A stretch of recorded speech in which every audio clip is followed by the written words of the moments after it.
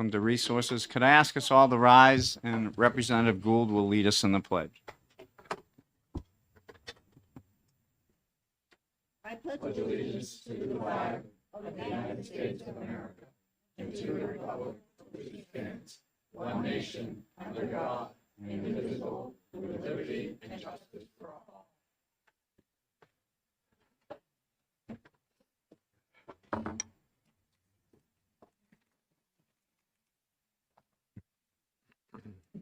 Before I start the first hearing and call it to order, I'll read what we've posted because this will be applicable all day, I'm told. Executive session on pending legislation may be held throughout the day, time permitting, from the time the committee is initially convened. What I'm told that means is if we finish a bill hearing, but we want to exec it this afternoon, we can't. It doesn't have to be done right after we finish the hearing. And as I mentioned to some of you, we have two early bills that I'd really like to exec today, SB 592 and SB 594 FN. Those are early bills that we need to get out of committee. So I will open the hearing on SB 450 FN. And Senator Waters. There he is. Hi, good morning. Good morning, Mr. Chairman, members of the committee. It's good to see you all. Happy Greek Independence Day, by the way.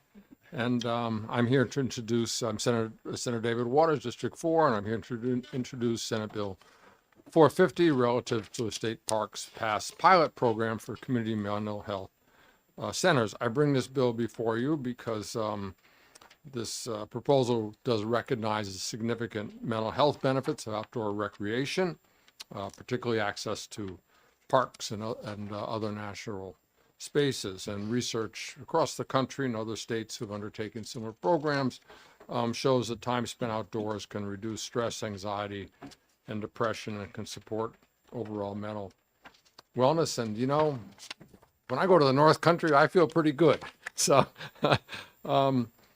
so what the bill will do, it will create a pilot program for 3 years in which it authorized the Commissioner of the Department of Natural and Cultural Resources to establish in its fee package, which is the way we do things like for the library pass program, a 3-year pilot program for community mental health centers registered with the Department of Health and Human Services. There are about 10 of those. They're all registered and have their licensing and so forth to help people. And they would be able to provide one or more state park passes to each of those 10 participating centers. But I think what's key here is to have the commissioner consulting with the Department of Health and Human Services, because we want to collect some data and get anonymized data to see what they're, you know, how much they're being used, and then what kind of results they may be able to see for those participants. That'd be good to know, because it's a pilot, and see whether this is something we might continue or not. I think that what's also very important here to do is to give the commissioner a lot of flexibility. So you see in line 7, determine eligible participants. I think this would cover how many passes, what passes to which parks seem appropriate. I think that would give the authority to the commissioner to determine those things. If you think that that needs to be tightened up or changed from what you may hear from the department, you know, that's the wisdom of the committee. The program, which, you know, $100 a pass, is not much, so maybe $1,000. I serve on the Governor's Commission on addiction and alcohol and other drugs, and they have some funding sources, so it might cover the small amount of this program. Also, there's some willingness from private donations as well. And then we get our federal grants as well. So the minimal expense, I think, is not an issue, and that's why it came to you as it does. In the Senate hearing, we did hear from the former chair of the Department of Natural Resources, Sarah Stewart, who said that, you know, they agree that this is a benefit to folks and to the passes. They had some concerns about the flexibility of the commissioner to determine which parks and which passes it's very clear this would not cover parking, so it's really just about the pass to it. And also, we heard a lot from NAMI New Hampshire, how they thought actually that this would really help these centers to give them an option to help some people get outside. So anyways, that's it, Mr. Chairman. I'm happy to take any questions. Any questions for the senator? Representative? Thank you, Mr. Chair. Thank you for taking my question, Senator. I was just curious, if you might not know this, but does DNCR have a mechanism to take in donations if they were to help support the program through donations? Yes. They do. Okay. Yeah. I mean, they'll answer for that, but Okay. All right. Thank you. yeah, I think that usually if it is from the governor's commission, which is I've said I've had assurances from the chair that they could find this little bit of money from some of their funding that maybe it passes through HHS, but yes, there are mechanisms for that funding. Yep. Representative Darby? Thank you, Mr. Chair. Thank you, Senator Waters, for taking my question. You touched on it. Representative Nab mentioned as well the funding. That last line there says it shall be funded through state and federal grants. So does that mean that if for some reason those funds weren't available, that the passes wouldn't be available, and so there won't be any cost to the state in any case? That's the intent. There's no general fund appropriation here, pilot program. And if I may say that I've had assurances about finding the funding, but if not, I think a private donation would likely be made to get it going, because it's just, as I said, it's just $1,000 basically. Thanks a to lot. start. So I think I can give you some personal assurance on that. Thank you. Representative Donnelly? Thank you, Mr. Chair. Thank you, Senator, for taking my question. Real quick, I'm always interested in these things. These are fantastic programs. What do you, let's say this passes and it goes through, what are the metrics you're looking at to say whether or not this has been successful or not successful over the next 3 years? What are those reports that you're looking to accumulate, and who will be actually accumulating those, and how does that come back to the Senate? Who does it come back to do the review? Thank you for your question. To the last point first, I think that's a good question. Who's going to get the data? And I think maybe you're going to want to add that it would perhaps come to you and to Senate ENR or HHS, either way, because I didn't put that in there, and I think I just omitted that. As you'll see in the bill, I've talked to the HHS, and the anonymized data, that's key, of course. But I think what we want to know is how many people used it. Where'd they go? And then it would be, 3 years may give you some sense of how, even in conversation with these individuals who use it, they might be able to determine what impact it may have had. Are they continuing outdoor recreation? Has it, this is a lot of data that shows, yes, it does improve people's outcomes. But I think that HHS will find a way to get the data and ask for what they want from the centers to, give them a questionnaire for that. But that's what, and I did talk with HHS about it. Yeah. Representative Vale? Thank you, Mr. Chair, and thank you, Senator Waters, for putting forward this bill. I really appreciate it. I work at an inpatient psychiatric hospital that is not for profit, and a lot of medications that people take are things that make them gain a lot of weight and not just a small amount of weight. So when I look at recreating and I look at what we can provide, I feel like this is a great gap to fill. So here's a question. Sorry for all that. So I just wanted to confirm a couple of things. So when I picture this, I picture that a mental health center has a group pass or an individual pass, and Individual. okay, so these would be individual passes, and the venues that they could go to could be left up to DNCR, and in fact, they could restrict the scope of whatever the study is. Thank you for the question.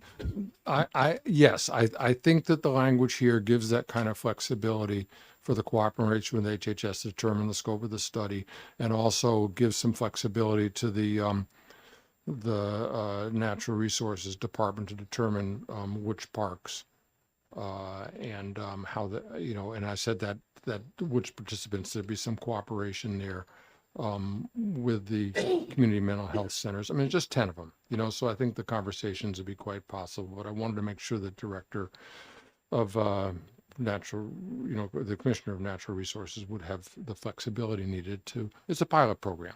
So we got to, you know, feel our way forward of what works, what doesn't seem to be working. And then if it seems to be successful, we can think about doing it you know, in another, either a larger scale or just continuing what's going on. The model here is the pass for state libraries. The state libraries can get one of these, and they, you know, they have it at their desk, and if somebody wants to come in and get it, it's like their museum passes that a lot of libraries have. So the department's very familiar how to do this because they're doing it already with the library. So that was the model I went on. Follow-up?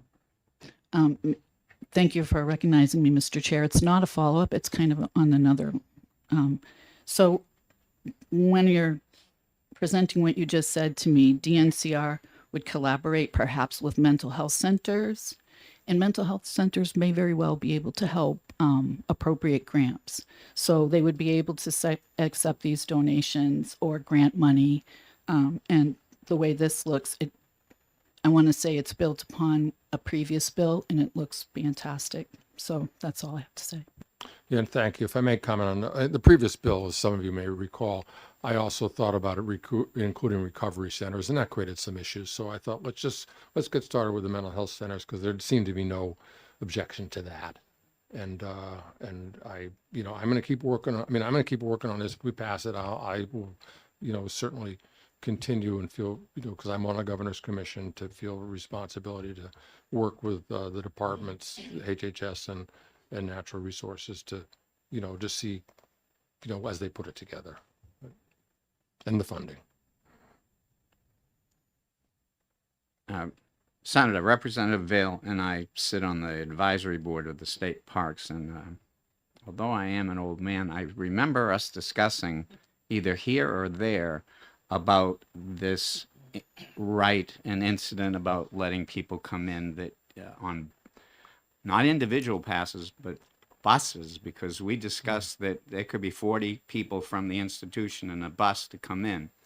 And my memory was, and I don't see anybody here, a pink card from DNCR, that could be set by DNCR with passes in their fee setting, that they go through the governor's council or whatever. So I'm wondering, why is this bill necessary if DNCR, who may support this bill, can just do it and go through the regular process? Why do we need a bill to do this? Thank you. I appreciate the question, and I'll say two things. I know what happened last time about the image of the buses, and I think that was my mistake. I think that I had always meant one. If you think it's better to here to insert individual pass, so that's clear and you're comfortable with that, please do so. On the issue of why do it, I don't want the parks, the DNR and the parks to have to swallow the cost of this. Because if they do it on their own, and they actually offered before, well, gee, if it's just $1,000, you know, we can do that. Well, I don't think that's appropriate given the budget constraints. So I think that the legislation is necessary to ensure that, you know, that the funding be provided one way or another.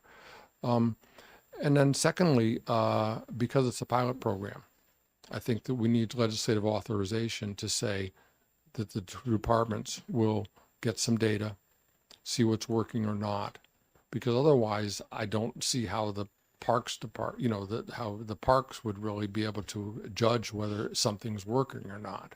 So that's why I think we need the legislation. We'll have 3 years, see how it goes, and then we can see how we take it from there. A follow-up with what you mentioned. Can the parks now accept donations without this bill? Well, thank you for the question. You know, I think most anything is usually possible, isn't it? But I do think it's important to have legislative intent if we do something that, you know, it is a state agency. And if we are asking that they cooperate with mental health centers and with HHS, just because, let's say I gave them $1,000 and said, why don't you do some passes for the mental health centers? Well, fine, but would that have been a priority? Would they feel they had a legislative authority to do that? Would they feel they had any authority to develop any data and to see, you know, whether something's working? I think that's for me, legislative intent is we set policy, but we also try to figure out if something's working. So I hear what you're saying, but there we are. Thank you. Any other questions for the senator? Representative Gould. Okay, I thank you for taking my question. Yeah. Now, this program, is it for somebody who's in mental health, going to State Park, seeing the green trees, getting some fresh air and skylight to feel better? Thank you for your question. A lot of data nationally shows that yes, this has as I said, it has a great benefit and a great effect on reducing anxiety, stress, Yeah. depression, overall well-being. Pardon me? Maybe overall well-being, maybe weight as well has been mentioned by Representative Vale. So overall healthiness, but yes, the data shows this is actually as effective as some medication. Yeah. So it's yes. Okay, follow up. I agree because I did that this week after the gray days. But my question is also, okay, if a whole busload of people who have issues are going to the state park, 40 people, I can't imagine them being able to really benefit from the quiet, the solitude, and the fresh air and everything. They're all walking together, they're chattering away, they're talking, they're having fun.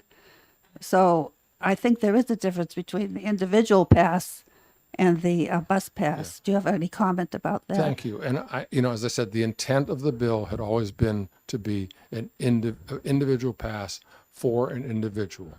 That's the way the state library passes work. If you think that the language here needs to be clarified in any way to specify what the intent is, please do.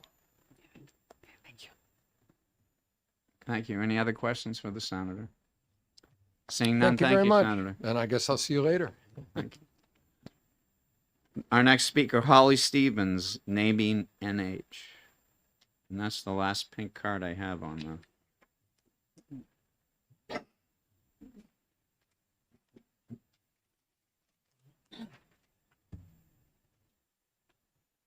Good morning, Chairman and members of the committee. I don't get to visit you very often. I think it was 2 years ago on this same bill that I was here. Thank you for the opportunity to testify today. My name is Holly Stevens. I'm the Director of Public Policy at NAMI New Hampshire, the National Alliance on Mental Illness. NAMI New Hampshire is a grassroots organization whose mission is to improve the lives of all people affected by mental illness and suicide through support, education, and advocacy. And I am here today to speak in favor of Senate Bill 450. And I've provided some data for you. In New Hampshire, 1 in 5 adults experience a mental illness, and 1 in 6 youth aged 12 to 17 experience a major depressive episode each year here in our state. This equates to 259,000 adults in the Granite State who are directly impacted by mental health condition, with 66,000 adults living with a severe mental illness. In 2021, nearly 40% of adults in our state reported symptoms of anxiety or depression. As you've heard, research overwhelmingly shows that the outdoor, nature-based activities improve mental health outcomes across populations, including older adults with long-term health conditions, mental health conditions, and people with common mental health conditions, as well as people with serious mental illness. So across the span, it is shown to help folks, and I've footnoted some resources for you if you wanted to check those out.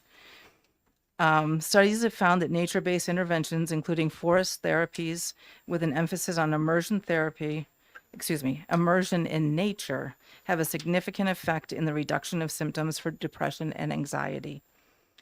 Additionally, according to the Centers for Disease Control and Prevention, connection and engagement with community, including parks and recreation activities, has positive benefits for health.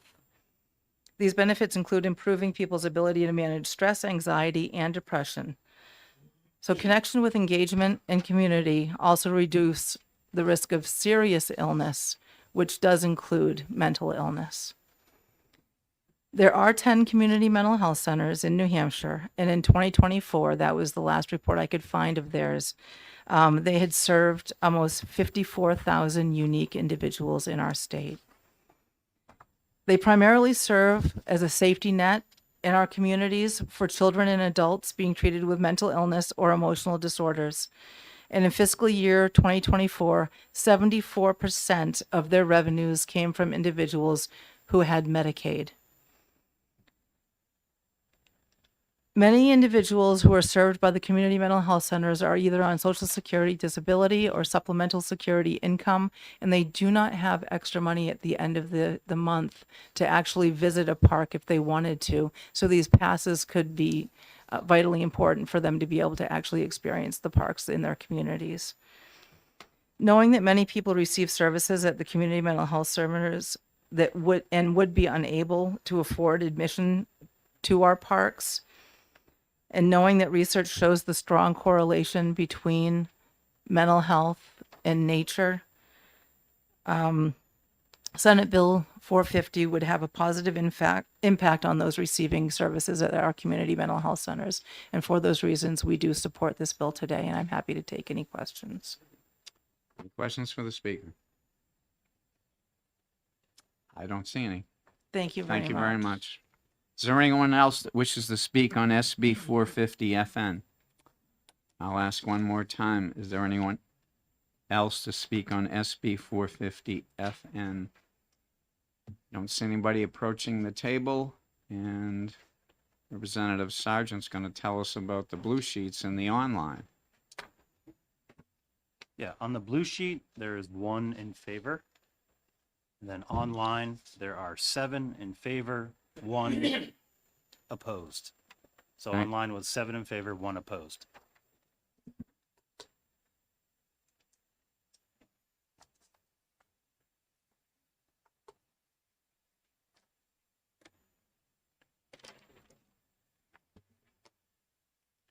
So I think we're going to need to talk on this bill because there were questions about amendments and some other questions. So I'm not going to call it this time for an executive session on it, but maybe later today.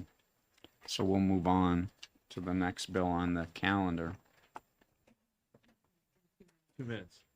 Oh, we have 2 minutes. Oh, no, we can't start early. Yeah. And that will be SB 503. And I have 4 pink cards so far on that. Make sure they speak into the microphone. They don't read that note up there. Yeah. I can barely hear Waters most of Did he have it on? I I've couldn't been tell. pretty good so far. He had it on. Yeah, and sometimes he, so if it's over here, then you can hear him. Yeah, okay. So I love this one. Okay, good. John McDonald's gonna do a speech. 1477. Yeah. Well, our field trip Okay, showed us what's that we this needed something. Okay, just exactly what I know about. Oh, my goodness. Well, look at all the sponsors. So I know who to ask questions to. Well, we got Arnie, You recognize?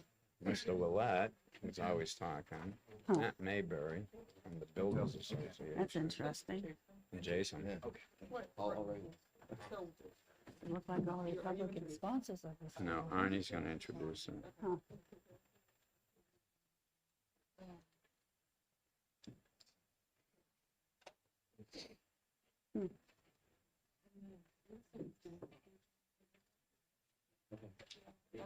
Okay. Okay. Ah.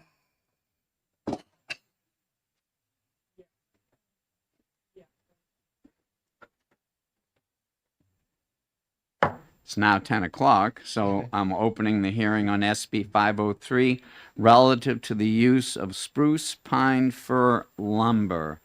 Our first speaker to introduce the bill is Representative Davis, and some of the committee members have asked for all of the speakers.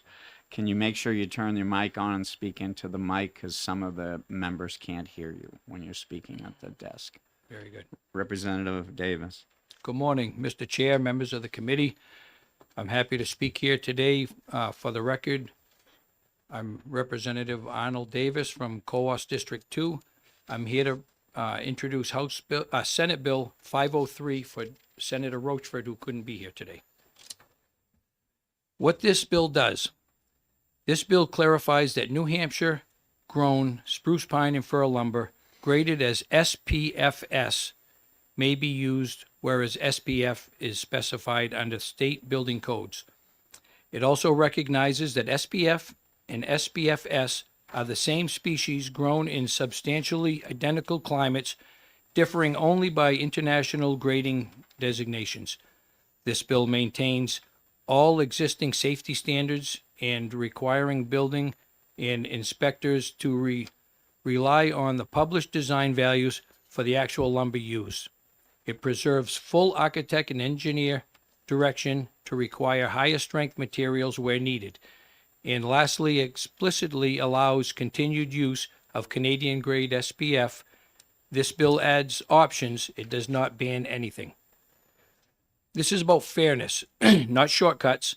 New Hampshire lumber is being penalized not because it's weaker, but because of an international label tied to political boundaries. The same spruce, pine, and fir grown in Coos County is treated differently than wood grown a few miles north in Canada. That makes no sense. This does not weaken building standards. Engineers may or must still design to publish design values. Architects and engineers can still require stronger materials where safety demands it. This brings fairness. SPF became dominant because of it's standardized earlier, because it is unique and not because it's uniquely superior.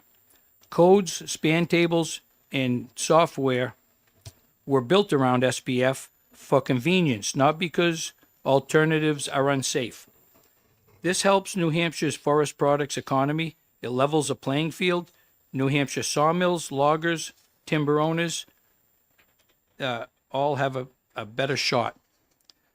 This helps housing affordability, expanding allowable materials, increases supplies, reduces cost pressure, and gives builders more flexibility.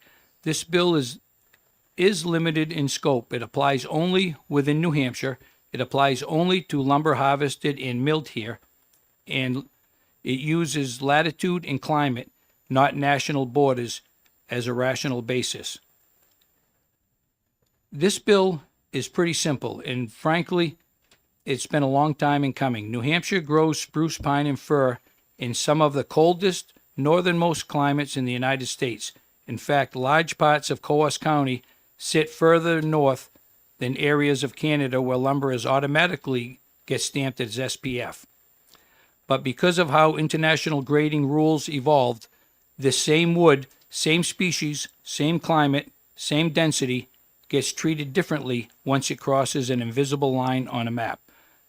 Canadian wood gets labeled SPF. New Hampshire wood gets labeled SPFS. And that one extra letter can be the difference between being specified in a set of plans for home construction or not. This bill does not lower standards. It does not tell engineers how to design buildings. It does not override safety. What it does is allow for the substitution of New Hampshire grown SPFS lumber where SPF is designated on a plan.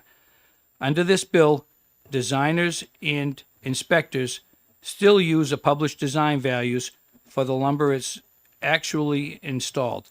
Architects and engineers retain full authority to require higher strength materials when needed, and nothing in this bill prohibits continued use of Canadian SPF. What it does do is give New Hampshire builders and families a fair shot at building New Hampshire homes with New Hampshire wood. In the North Country, forestry and timber is one of our most critical industries. As a North Country native whose great-grandfather came here in order to cut trees, I am proud of the North Country timber industry, and I think it's ridiculous that anyone would say that the climate in the North Country isn't cold enough and that our trees aren't strong enough. I'd urge you all to go out to pass, and I'd be happy to answer any questions. Representative Nab. Thank you, Mr. Chair. Thank you. Good to see you. I have sort of the same question I had, I think, the last time, which is in your statement of findings and purpose, you talk about the latitude and the focus seems to be on the North Country, but in the actual bill, it applies to all New Hampshire lumber. And is that true? And is that a concern? I thought this had been corrected because I had talked to Representative Darby, and I apologize for not reading into the Senate bill. I thought there was something in there about the latitude. Follow up? Follow up. I mean, would you be interested in amending it to have the latitude included? You can I- speak in a yes. second. Yeah, no, Sorry. you would really have to talk to Senator Roachford, but I Okay. believe that would be allowable. Okay, thank you. Yes. Representative Nab, I didn't memorize this bill, but I point out for you, subsection Roman numeral 6 talks about latitude and degrees. So That's the. there is something in the So, bill. yes, but that's in the findings and purpose, and it's my understanding that it really also needs to be in the RSA. That, I mean, but that's my understanding, that you would need- Personally, I don't have a problem with that, but Okay. we would have to run that through Senator Roachford. Okay, because like line 30 says, and Milden, New Hampshire, it doesn't say Milden, New Hampshire above the latitude of, et cetera, et cetera. Do you see what I mean? Okay, thank you. Thank you, thank you. Representative Darby. I've been waiting. Thank you. Thank you, Mr. Chair. Thank you very much, Representative Davis, for taking my question. I'm going to sound negative, and I really don't want to sound negative. So I just want to state that up front, because I think that you've more than convinced me that Northern New Hampshire SPFS timber is equivalent, at least equivalent to anything, north of the border. But I have some concerns about this bill that I'm going to ask you and other folks that are testifying about some concerns I have. So I'm not trying to be negative. I just want to set that No, up that's fine. front. In particular, section it's on line 5, or in subparagraph 3, line 5. I'm sorry, it's 14, where it says nothing shall prevent them from using higher strength materials if safety and structural integrity requires it. So that basically says if somebody says use SPF, they can the engineers can create the plans to SPF. But then it says they shall also consider and provide alternate options for SPFS. So to me that says, okay, if you've got some, if you're using some plan that says you have to use SPF, do the code to that plan, but then create a second plan to SPFS, and that seems like a duplicative cost to me, and that's what I'm worried about. Does that make sense? So I'm wondering, No, I are you understand. I reading understand. the duplicative cost or not? You're talking a little bit over my head. I understand what you're saying. There would be extra cost to the plan. Yeah. I get what you're saying.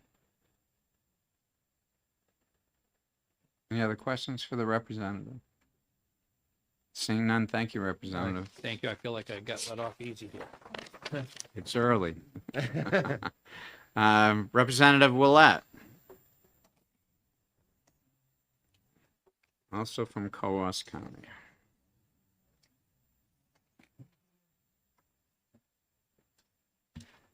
Good morning, Mr. Chairman, and committee members, and thank you very much for hearing my testimony today. I'm Representative Mike Willett from Colebrook, Coas District 3.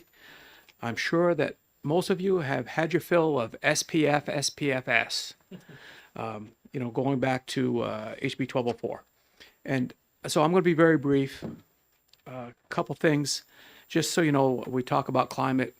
Well, this weekend we got 14 inches of snow at my house, and it hasn't warmed up enough since then to melt a drop of it. So the climate is cold enough in Colas County to go comparable to Quebec. And I think that the only other thing I wanted to say was to Representative Darby asking about the SPF, SPFS in building, is that this is what this bill does. If a plan requires SPF, if it's coming from New Hampshire, and SPFS, it's just saying it's equal. So it does not have to be two plans if that, because we're saying here that the lumber is of equal quality and strength. But it's always up to the design engineers to put in what they want. There's nobody forcing them to do anything. And I think I'll conclude with this saying, on this bill, SB 503, there's 20 sponsors. 18 of them are senators. So overwhelmingly, the number of senators support this bill, as shown in their sponsorship of this bill. And I'm happy to take any questions. Any questions? Representative Nab. Thank you, Mr. Chair. Thank you for taking my question. When we talked about timber theft, we talked about the ticket and where lumber is from. Is this going to be easy to track as to where the SPFS lumber comes from when people are designing or building with it? It's logistically, it is a little bit easy. And as you mentioned earlier about the 43 degree 15, and that's just almost a natural line. There's very little what we call softwood, meaning spruce and fir, which is the majority of the dimension lumber that's used in building, south of that point. And maybe Mr. Stock could amplify that. But as far as I know, there are no spruce mills south of that line in New Hampshire. The only spruce mill, there's a few mills north of there that will do some dimension lumber, plus the big mylan lumber in Mylan. But just the species of wood isn't there. And most of the softwood that I see, again, spruce and fir, coming from the southern part of New Hampshire, is going up through to either to mylan lumber or to Canada. Representative Sargent. Thank you, Mr. Chair. Thank you, Representative, for taking this question. Where will this apply? So if we call an apple an orange and an orange an apple, no one else has to listen to us, right? So is this only in New Hampshire? Right now, I think New Hampshire is the first step. And I know that Vermont and Maine are looking at the same things. And what it does, honestly, in my opinion, it cheats our loggers and our mills a little bit, because not having the SPF makes the logs a little less value, where if it was SPFS makes the logs a little bit less value, and if it's SPF, it might increase the value of the logs, helping the logger. And same thing, that the mills can get a little better premium than the SPFS. Any other questions for the representative? Representative Darby. Thank you, Mr. Chair. Thank you, Representative Ouellette, for taking my question. I want to follow up on your comment about treating SPF and SPFS grown in New Hampshire equally. I know that that is the goal of the bill, but I'm not sure that that's what the bill says. In particular, on lines 7 through 9 in subparagraph 3, it's talking about architectural, sorry, I'm trying to use the right terminology here. The allowable loads based on lumber species group, in particular with structural connectors, hangers, fasteners, truss plates, which are basically, some of these load-bearing lumber. So this says in those cases you have to use the values for SPFS. So SPFS, if I look it up, is approximately 15% lower in the code values are 15% lower for SPFS than for SPF, which means that it seems to me, in order to comply with this requirement, they're going to have to oversize it by about 15% to meet the requirements and meet this law. So this is another case where if it seems that this bill is going to increase costs. And I'm wondering if you can comment on that. And I think that this bill, and just like HB 1204 we heard previously, there's two testing standards, from each side of the border. Now, what gives the SPF, the Canadian side, so much strength is the black spruce, which grows up in northern Quebec and northern Ontario. And when they did the testing, it tested very strong because it's in a very cold climate, very tight grain wood, very strong. But on the other hand is, which they don't tell you, is it grows very slow and it's very small. So most of black spruce is used for 2x3s, 2x4s, studs in walls. They're not used for building strength because they're too small.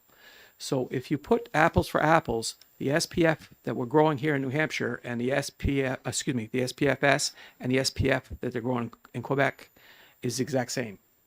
It's just a different in the standard of the testing on each side of the border.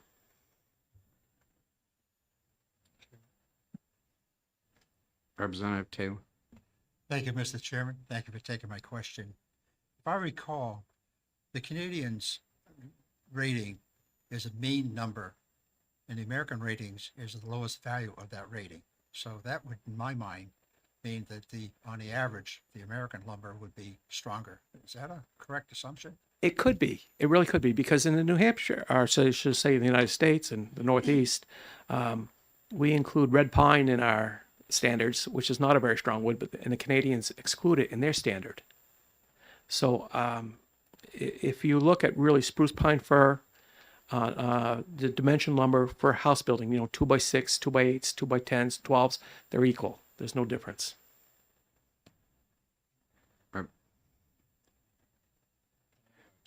I don't think you can, Representative Davis. You testified, so you can't ask questions if you testified.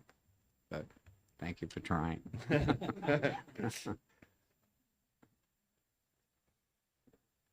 Representative Sargent. Thank you, Mr. Chair. Representative Villette, are you aware that the American Wood Council has come out opposed to this bill? They've submitted a letter online, at least, and they're saying that we've adopted, I haven't verified this information, but they're saying as part of the New Hampshire Building Code, the American Wood Council's density requirements for these types of lumber are like built into our system. So we are essentially changing our building code through legislation. And we are simply changing the density requirement from what has already been adopted.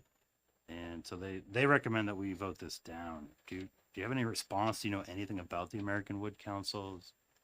The American Wood Council is a private organization that's funded by private mills. It's not a governmental agency. It's not a impartial agency. They're looking out for themselves. And I'm not an engineer or smartest guy out there, and I know that. But I do know that my wood growing in Pittsburgh, New Hampshire, and my wood growing in St. Isidore, Quebec is the same wood. Any other questions for the representative? Seeing none, thank you, Representative. Thank you, Mr. Chair. It's always a pleasure. Our next speaker, Matt Mayberry, New Hampshire Home Builders.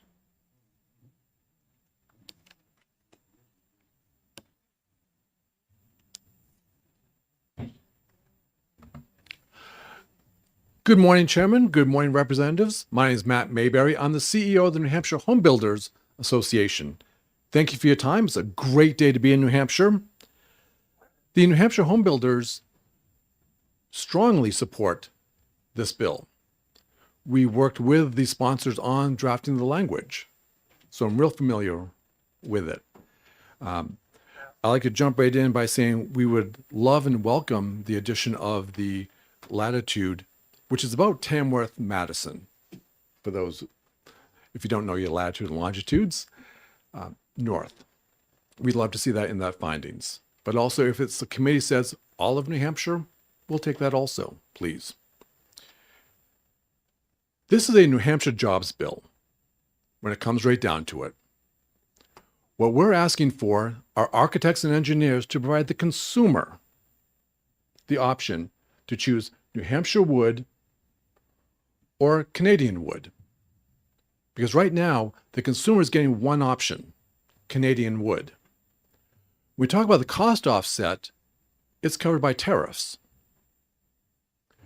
When you have a North Country mill that went from operating 6 days a week to 4 days a week, and when they lay off 32% of their workforce because mill yards stopped carrying the New Hampshire wood because architects and engineers are doing plans only for SPF. So when you have SPF-S wood sitting on your yard, it's collecting dust and not sawdust. So why carry it? We're killing our own market. What we're asking for is the architects and engineers to simply say, and it's a simple AI change. It's not that complicated. Consumer, SPF, SPF-S. This might take a little bit more wood for some of those spans, but it's milled in New Hampshire. What would you like to do? When we talk about the American Wood Council, look at where their donors come from. It ain't America. Because when this was done originally on geopolitical lines, this is around the time of NAFTA.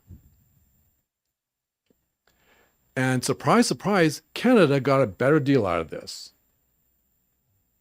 There was a question about how this impacts the nation, and it does.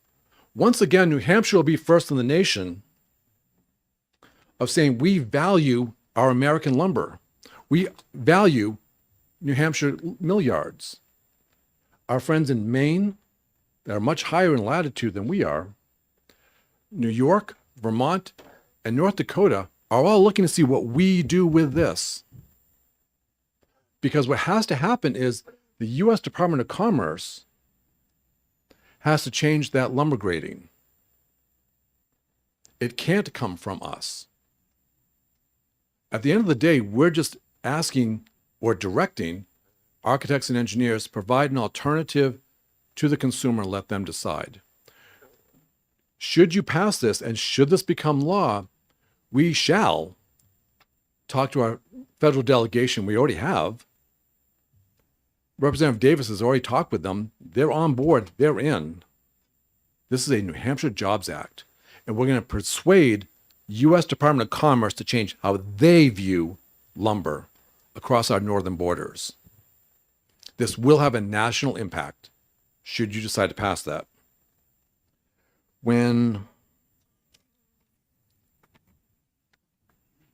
I'll just stop there and take questions. Too much caffeine this morning.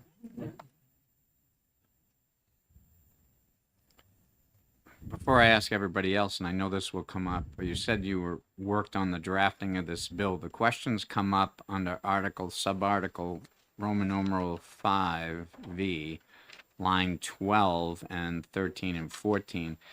Where it says licensed architect and structural engineers shall also consider and provide alternative options. So the question was asked to prior speakers, is this going to mean that double the cost for the architect because he's got to make two different plans?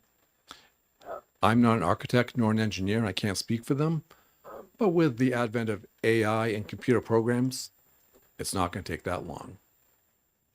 But I think the time utilized in that, Chairman, is well utilized to preserve New Hampshire jobs and a New Hampshire way of life because we are driving them out of business. If you oppose this measure, you're saying to those North Country mills, close your doors. Because right now, they're looking at, they're reducing their workload, they're reducing their payload. It's coming. Thank you. Representative Knapp? Thank you, Mr. Chair. Thank you for taking my question, and bear with me because I'll probably ramble. But, you know, as a consumer, I don't want to make this choice, right? I want the choice to be safe for my house and how a house is built. I don't know enough about lumber to personally make the choice. So, and I heard when this was the other bill was discussed in the Senate, and I'm hearing here today, like, I don't quite understand how does this change how the state code views these two types of lumber, and can this really happen at a state level, or is it really just a directive to the federal standards to change? Does that Yes, Does ma'am. that make sense? Thank it's you. it's a little bit of both. That what this will do is it'll direct architects and engineers to provide that alternative for the consumer. Those who say, you're the expert, you tell me, that's fine. But for those who say, like, I really want to support New Hampshire businesses, that's okay. Here's your alternative. This is the amount of lumber you have to do. Just send it to the lumber yard. That's all. They'll load up the truck, send it to your house, they'll build it, and then they'll go. So it is helpful. It just provides an alternative that isn't present now. Because right now the consumers have no say. I misspoke. The consumer can, of course, go to an architect and engineer and say, I want this. That's going to take some education on the back end, front end, to get them to say that. Now it's part of that conversation. It's also be part of the conversation with developers. We represent the 27,000 men and women who work in the residential building trades. When we talk with our architects and engineers, the developers can say, I really want to do this all in New Hampshire. We have cabinet companies here. We have, granite countertops. We have here in New Hampshire. It's important to a lot of our members. But the engineer says, we don't do that. It's a disadvantage. It's really about options. Please. Follow up. Could you just speak to the federal piece of it as to whether that's still, in order for this to happen, does it still have to change at the federal level? No. We can stock New Hampshire lumber in our yards. We can build to a higher and better standard as long as we don't go below the national standards. So it really is a New Hampshire solution to a national problem. And we will be echoing this out and across. Yes, ma'am. Representative Gould. Okay, thank you for taking my question. I'm just curious, how much of our wood is this kind of wood? What percentage in New Hampshire? I don't know, Representative, but I will get that question. I will find out. I have to write it down so I don't forget. Representative Darby.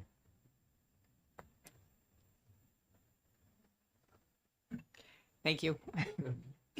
Thank you, Mr. Chair. Thank you for taking my question. One of the things that at the end of this passes, this looks good. Help me understand how does the International Building Code, and any of those types of changes that will happen, and how does insurance? Will insurance at all get involved in this? Will insurance basically say, well, wait a minute, this is now a deviation in what we've had for a standard? And does insurance eventually come in and say potentially they're flagging this wood that's perfectly spec'd based in New Hampshire, but they decide something differently? Has anybody talked about the insurance angle of this? No, ma'am, they have not spoken about the insurance level of this yet, but that home will still be built towards span, weights, snow loads, everything that would, it may take, as the representative pointed out, it may take 15% more of that lumber to do so, but it'll still be built to those same specs of climate zones, snow loads, spans, weight spans. So it'll still be built. It'll still be a great house. It might take a little bit more lumber to do that, but that lumber will come from Milan and not Montreal.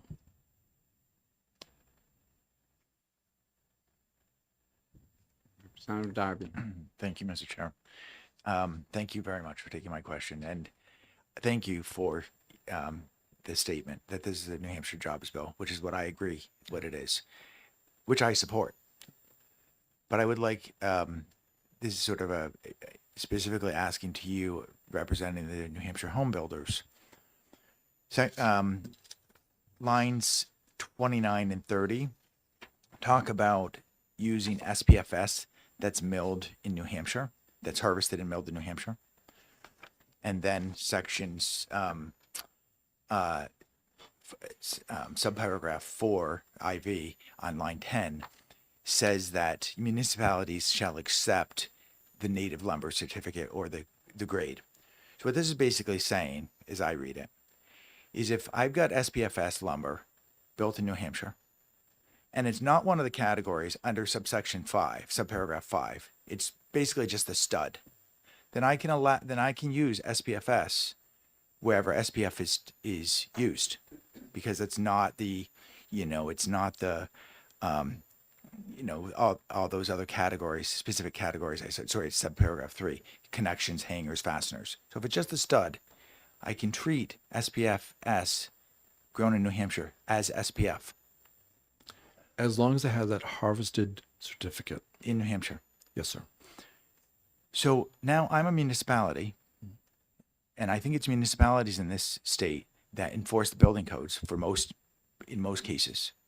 And so I'm as building inspector, and I got to know where this lumber came from.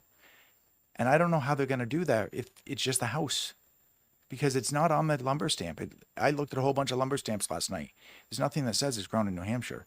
So I don't know how they're going to know this when they're just seeing the framed out house. So I'm hoping you, as the home builder, representing the home builders, can help me understand that. Absolutely. But they would have those lumber certificates on file, and should the building inspector or the building official, all they have to do is ask. And it's not a smart aleck answer. It's just, if they don't ask, they won't know. Follow up. Thank you, Mr. Chair. When you say on file, who has it on file, and where do they get it from? Let's say I buy, 5 truckloads from Beltates or LaValleys or any of our great 27,000 folks. If you're the building inspector and you said, Mayberry Construction, where'd you get that lumber? I got it from Beltates, or I got it from LaValle, or I got it from Hammond. Great. Can you guarantee me where it's from? Of course, just a moment, please. Sarah Beltate, could you send me that certificate of where that my lumber shipment 7932, how that was loaded on the truck? Great. Okay, thank you. Yes, sir. Any other questions for the speaker? Seeing none, thank you for your testimony. Thank you, Chairman. Thank you, representatives. Jason Stock, our next speaker, New Hampshire Timberline Owners Association. That's the last pink card I have on 503. Mr. Stock. Good morning. For the record, I'm Jason Stock, Director of the New Hampshire Timberland Owners Association. We represent landowners, loggers, foresters, and sawmills, including spruce mills that mill spruce, pine, and fir. And I come here today in support of the bill. A lot of discussion. You've kind of entered the dark art of lumber grading and kind of got a little bit of history on it. We see this bill as, and it was really touched on earlier, is really sending a message to the folks at the American Lumber Standards Committee and Commerce Department, as hey, you've got to work on this grading issue. We think the bill is narrowly focused enough that some of the safety concerns raised earlier should not be a problem. We're talking about New Hampshire wood. It's not like someone's going to roll in here with southern yellow pine or another species, totally different species. When we look at the species that are grown in New Hampshire, relatively speaking, it's a pretty narrow range. And giving our latitude, I would say don't go with the latitude, do the state, and here's why. I can be in Grafton County. There's plenty of spruce pine fir growing in Grafton County, high enough elevation, similar, and when you get up higher, your climates change and it starts to resemble Pittsburgh, New Hampshire in terms of length of growing season, duration, etc. So I would say keep it at the state level, and please don't go to latitude. Moreover, who's to say that I have a mill in Henniker or another part of the state, and I can buy in some I can buy in some spruce fir. I can work on my head rig and my optimizers, and I can get it tooled up to say, hey, I can mill some spruce pine fir, switch species. All these mills, many of the mills are able to switch species. There are a few exceptions. Mylan Lumber, you've heard referenced earlier today. They are a spruce pine fir mill. That's what they do, and they do a lot of it. Over 1 million board feet a week is what they produce. So but there are other mills just down the road from them in Berlin is White Mountain Lumber, and Barry Kelly. He'll saw hardwood, he'll saw red pine, what dictates that is what the market's doing. And so again, I would suggest keep it New Hampshire. Don't do the latitude thing. I think that would add just a layer of confusion. The other piece is I wanted to just speak to a couple of the other points. I do think there are enough checks in this bill. You've kind of picked on a couple of them that I think provide that safety factor and provide that assurance. I think if you look at page 2, lines 7 and 8, when SPF lumber is installed, the values for SPFS lumber is installed, the values for SPFS shall govern. That simply says if you're installing it, those are the values you're going to use. We are working with UNH Cooperative Extension right now, and this is to some of the concerns raised earlier about duplicative specking of, duplicative work. I've heard it from a couple of you. There are design programs out there that you plug in if you're an architect, engineer, or designer, you plug in, okay, I'm using SPF, or I'm using Southern Yellow Pine or Ponderosa Pine. It uploads the values, you turn the crank, enter your dimensions, the size of your building, and those values are preloaded. And then as a designer or an engineer, that tells you, okay, don't use a 2x4 here, use a 2x6, don't use a 2x8, you can use a 2x4 here. So we're working with Cooperative Extension now at UNH. There are about a half dozen of these programs out there, and trying to work with them to get SPFS values installed in them. And so that if you are a designer and you can put in SPF, push the button, here's my building, here's my specs, boom, here's what I need here's my materials list, let's go. Likewise, SPFS. I think part of the confusion is the similarities. If they had called it something other than SPFS, we probably wouldn't be here today. The other piece that I do want to mention is that the other kind of, I'll call it safety factor, on the municipal side, on page 2, lines 10 and 11, they can accept either native lumber, or they can accept a ALSC grade stamp as sufficient proof of grade. So when the lumber comes off the line, it gets a stamp. And anyone that's been to a Home Depot or a Lowe's, you've all been on the lumber rack and seen it'll have SPF or SPFS, and almost always it'll have the name of the mill: Irving, Mylan Lumber, Boise Cascade. And so but it will have that SPF or SPFS stamp on it. What that says is that that was an ALSC grader. And so they have and as you heard earlier, they are a private organization, certification organization. And in the Northeast, they work with the Northeast Lumbermen's Association.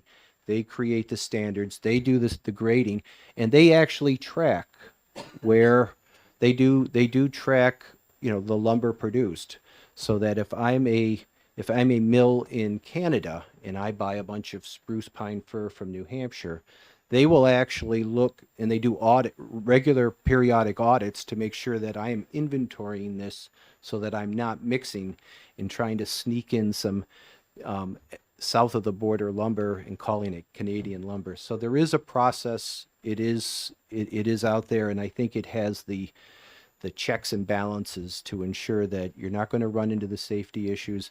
And if you are that building municipal code inspector, you can look at it and say, there it is. There's the stamp. We're good to go. I think so.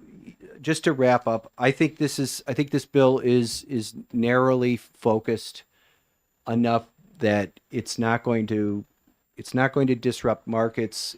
There are safety procedures or precautions in there enough that's sprinkled throughout this. And I think most importantly, it raises this issue, as you heard from a previous speaker. Other states are looking at this. It raises the issue, and it kind of prods some of our friends in DC to say, hey, take a look at this. This is an issue. We, the state of New Hampshire, have actually said this is important enough to us that we want to raise this issue. And, here you go, Senate Bill 503. With that, I'll conclude my testimony, and I'll be happy to try and answer any questions. I am not a lumber grader, but I'll try to answer any questions. You have any questions for Mr. Stark? I'm looking at Representative Darby. I had 3 questions and I asked my 3 questions. You came forth. That happened to me yesterday on a similar bill. Everyone ran out of questions. It was I think great. you're all set, Mr. Stark. Thank you, and Thank thank you you for very your much. time. Just say that had to be very thorough for Representative Darby to have a question. You have a card on this one? We'll pass the card in and take your seat.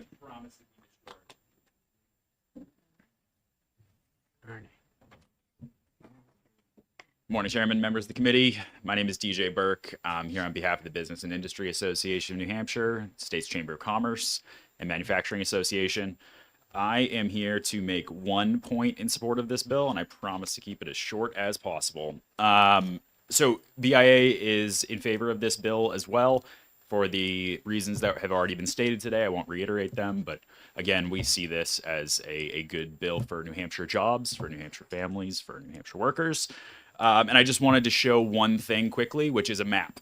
I love maps, so I'll show you one. And I realize it's a little bit hard to see, but this is a climate zone map that depicts New Hampshire as well as southern Quebec, as well as southern Ontario, as well as New Brunswick, which all show they're in this blue climate zone here. So we've talked about it quite a bit today, about the distinction between trees on an artificial line. I just wanted to point to this one example as my only piece of testimony. As you can see, basically the entire state of New Hampshire lies in the same climate zone as southern Quebec.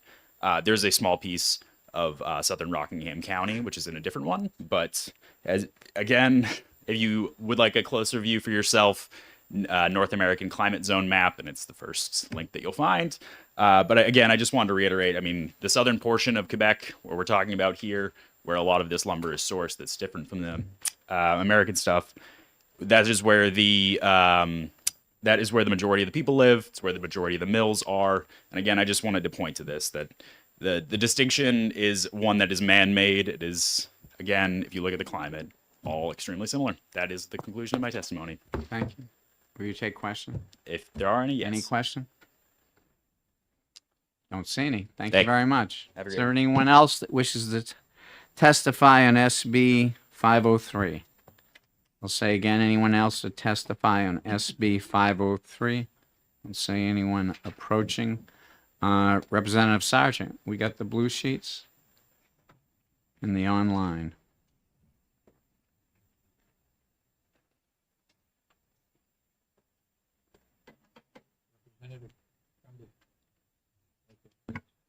The blue sheet, 1, 2, 3, 4 in favor, online, 5 in favor, 1 opposed. Thank you. So technically, I'm going to close the hearing on SB 503. I heard some discussion from those that testify that perhaps amendments they don't believe are needed. And I did hear testimony, and it shows that this has 18 senators supporting the bill. So I'd like to call an exec session on this. Can we do it after lunch? Mr. Chair, can we do it after lunch? I would just like Who- to discuss it with my colleagues. Yeah. before we Who have it. who would like to exec this after lunch?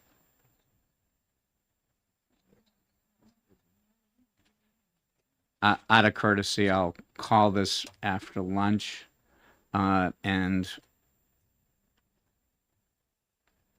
when we come back, I'll postpone the first hearing so that we can exec this right away after lunch.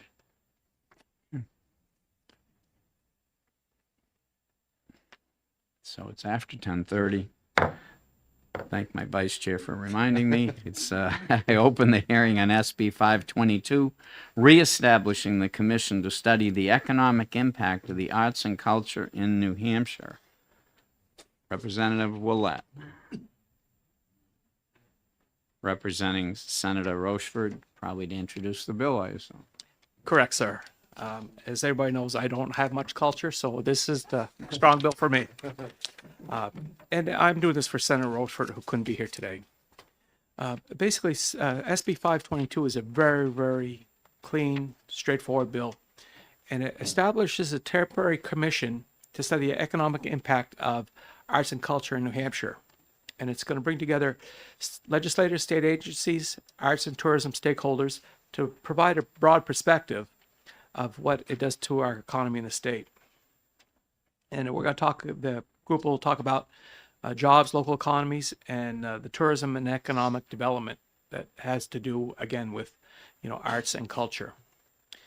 The design is for a limited study only effort, short term, and the commission will sunset after completing its work and turning in its recommendations to the governor and legislature.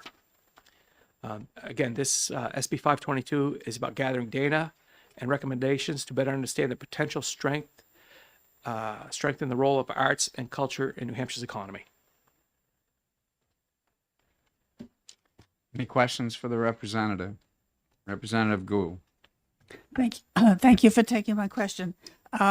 What did it says reestablishing. So what did the commission accomplish last time? I don't have a clue. Pardon? I don't have a clue. Okay. And this is something that I think Senator Rochefort has been very aggressive at, looking at all pathways to help strengthen our economy and look at different ways, especially on the tourism and side, to anything we do to bring more money and people in New Hampshire is a good thing. Representative Nab. Thank you, Mr. Chair. Thank you for taking my question, recognizing that this is not actually your bill. I'm confused about the timeline because it takes effect on November 1st, 2026, but it also says in section 6 that it shall report its findings and any recommendations, blah, blah, blah, at or before November 1st, 2026. I did see that, and I believe that is a misprint Okay. because I think he wants it's not? Okay.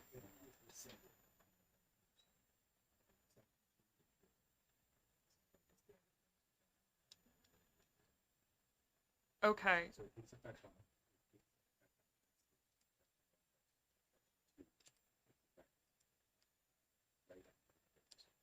Okay, but so I would still be concerned about getting a report by November of this year based on the number of people that need to be assigned to the committee. It seems like a really tight timeline, and I know, again, it's not really a Yeah. question for you, but that would be my concern about this. But one thing I do legislation. know is that Senator Rochefort was very adamant that this is going to be a short-term commission.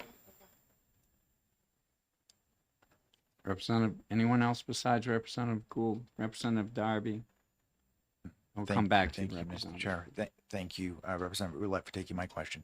Just briefly, do you know if Senator Rochefort has got the buy-in from all of these groups? This is a 14-member committee with a 9-member quorum. And in order to be effective in that short term, they're going to have to get a lot of people together a lot of times. And unless they've basically got the people pre-picked out, like, I'm very worried that this could be effective. Do you know if he's done that legwork? I know that he has done some of the legwork and has contacted some of the participants. Whether he has done all, I don't know for sure, but I know he has done some, and he's very optimistic that he can get his work done. keep jumping in front of you, Representative Gould, but I'll go Representative Dupont, then I'll Thank go you, to Mr. Chair, Representative Gould. Representative. Do you know the purpose of this bill? What do they expect to gather from the data? Is this to get more government funding, or You know, I think it's to we know, I know it's valuable. I mean, I go to all the fairs and stuff and see it, and it's like a part of the economy, so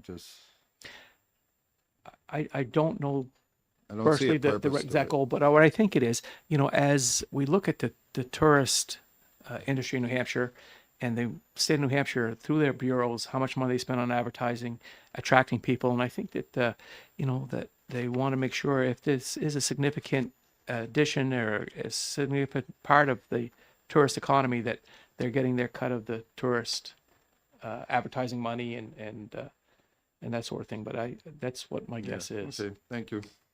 Representative Gould. You all set? Anyone else have a question? Seeing none, thank you for your testimony. Thank you very much.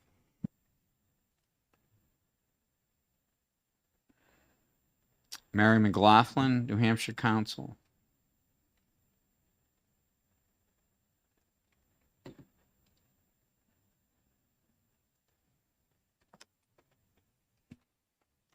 Good morning, Mr. Chairman Good morning. and members of the committee.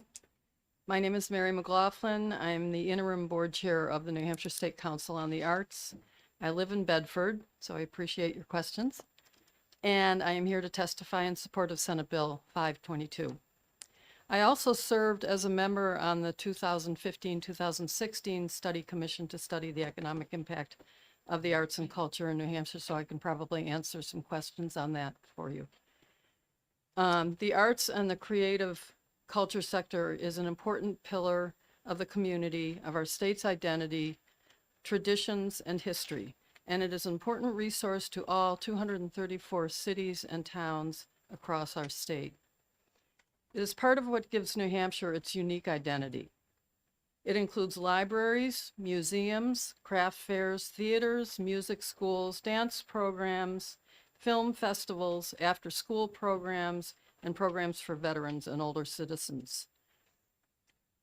I think the most important message for you today is that these small projects and entities are truly the heart and soul of many of our smallest and most rural communities. And just to give you a couple of examples, first of all, we, in 2024-25, the Arts Council granted $6,400 to the Mount Washington Valley Adult Day Care Center to support visual arts programs for people with dementia. We provided $6,800 to the Londonderry Arts Council to support Concerts on the Common series, which is an important community event to Londonderry. And in Keene, we provided $5,400 to Home Healthcare Hospice and Community Services to provide therapeutic music programs for hospice patients. These are only a few of the 181 grants that we provided throughout the state in 2024-25. The last state budget cut the funding of the Arts Council, which had an immediate and significant impact on these entities that bring in tourism dollars, enhance education and civic life, and help attract and retain younger people into our state. Taking a hard look at the economic impact of this sector is a good first step in working to rebuild, support, and public investment. I strongly urge your committee to support the passage of Senate Bill 522. Thank you for your consideration, and I'd be happy to take questions. So the previous question was asked, what do you think you're going to do this time that you didn't do last time? Maybe you could answer that. Well, there were several recommendations that came out of the last study, and some of them were implemented and some of them weren't. I think that we're hoping to get a better understanding of really what the importance is of the state's involvement in supporting the New Hampshire State Council on the Arts, which is the state's entity, and creates the legitimacy of the grants that are supported by the New Hampshire State Council on the Arts. So that's one thing that I'm personally hoping for. I think that we need a better tracking system to track the grants that the Arts Council provides so that the state legislators can understand what the economic impact is of those grants that you have authorized. Thank you. Representative Bridle. Thank you, Mr. Chair. Thank you for taking my question. The timing of this bill here seems to be, I remember last year when we were talking about budget stuff and it was recommended to essentially eliminate all the funding for the Council of the Arts. As I recall, it would have made New Hampshire, I think, the only state without an arts council. It seems to me that this bill would create a data set that would, if in future years budget constraints are brought up and the need to cut funding would be brought up, you could use the data from this bill to kind of justify the economic impact and the benefits to those in New Hampshire. Is that correct? Correct. Thank you. Any other questions for our speaker? Seeing none, thank you for your testimony. Thank you. Anyone else wish to speak on SB 522?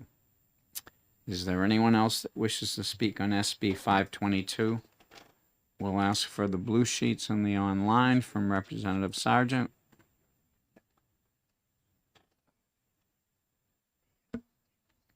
On the blue sheet, there are 4 in favor, online, 112 in favor, 2 opposed. Thank you. We'll close the actual hearing on SB 522 and ask, does anyone have any objection to this bill? I mean, unfortunately, I'm comfortable with the deadline. Could the public wait until I get back? Okay. I was gonna open it for exec, but the clerk wishes to take a moment break, so we'll let him take his moment break and come back. And because it's also not 11 o'clock, so by the time he comes back, maybe I'll call to exec this bill. Do some committee business and begin the next one. Thank you.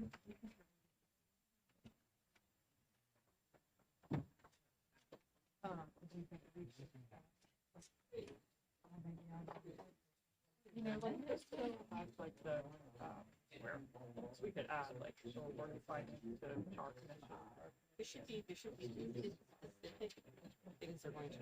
Senator Waters.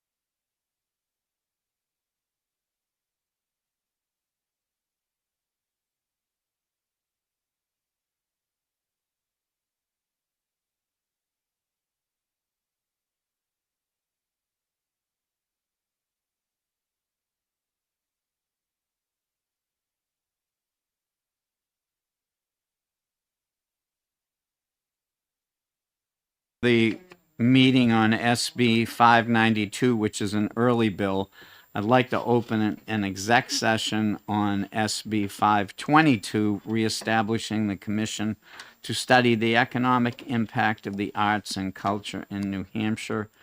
Can I have a motion from someone on this bill? Representative Bridle? Yeah, I'll make a motion not to pass. I have a motion not to pass. Do I have a second? Representative Nab seconds. Any discussion? Do you wish to speak? I do. I do think that having the data, the previous data being 10 years old at this point, having current data, if the senator thinks that the timeline is something that we can get this done, it'd be very important for us in future sessions to have that data as we go forward into the next budget making session. Thank you. Representative Nab, you wish to speak? No, I wait.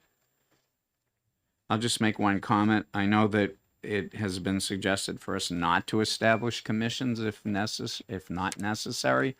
I would agree. I think because of the shortness of this commission, that it can accomplish what it wants to get done in that short period of time. So not creating an online forever commission.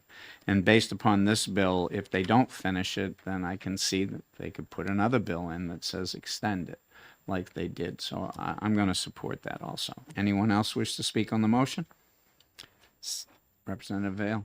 I just wanted to say that I am also in support of the motion for the reasons that my colleagues have shared, and I'm grateful that this bill was brought forward. Thank you. Anyone else? So I'll ask the clerk to read the rolls on ought to pass.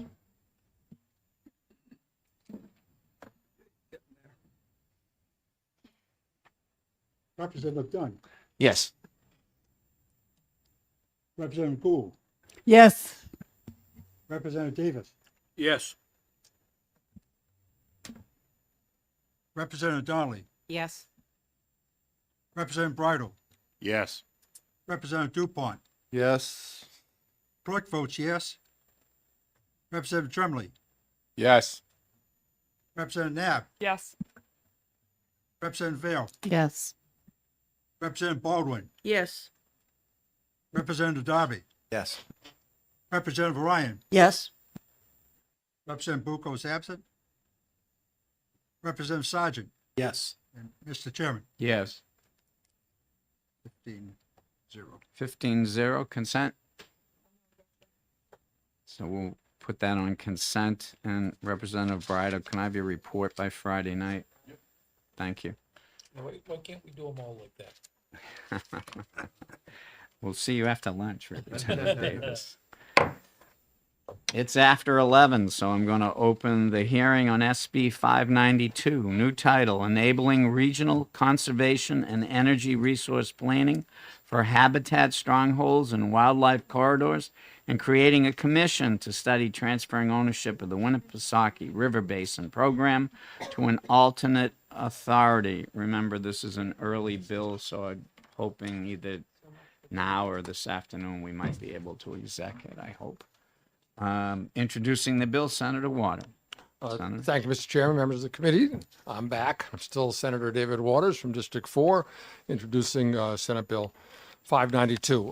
This is one of those things that you get sometimes from the Senate where we decided to use my bill as a vehicle for the Winnipesaukee Water Basin study. So that's why it's a twofer that you have before you, and why it's an early bill as well, because of the important subject of the Winnipesaukee Basin.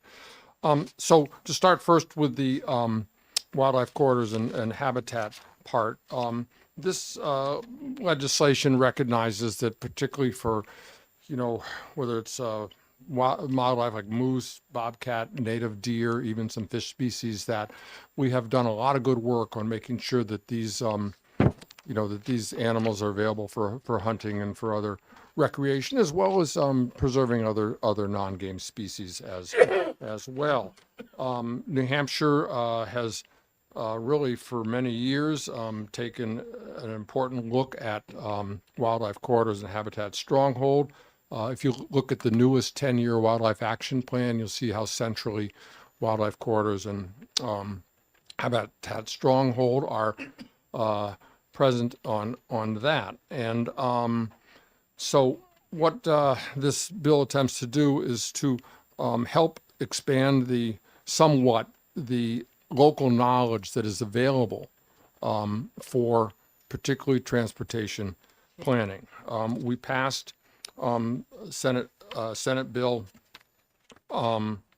200 in 2019 after there had been a study on habitat strongholds and wildlife corridors, and particularly looking at what we had to do about corridors that cross transportation routes, Route 302, some other places. The vehicle strikes on deer, very expensive and insurance costs, but also looking at how migration routes and corridors may be expanding and changing, and wildlife habitats are changing due to just the changes in the environment. And that's something that we felt in a lot of statute, but particularly in the 10-year plan development and transportation and the regional planning committees commissions that do the first draft on the GASSET process on the transportation planning. And they've got to be aware of the habitat strongholds and the wildlife corridors when they do that transportation plan.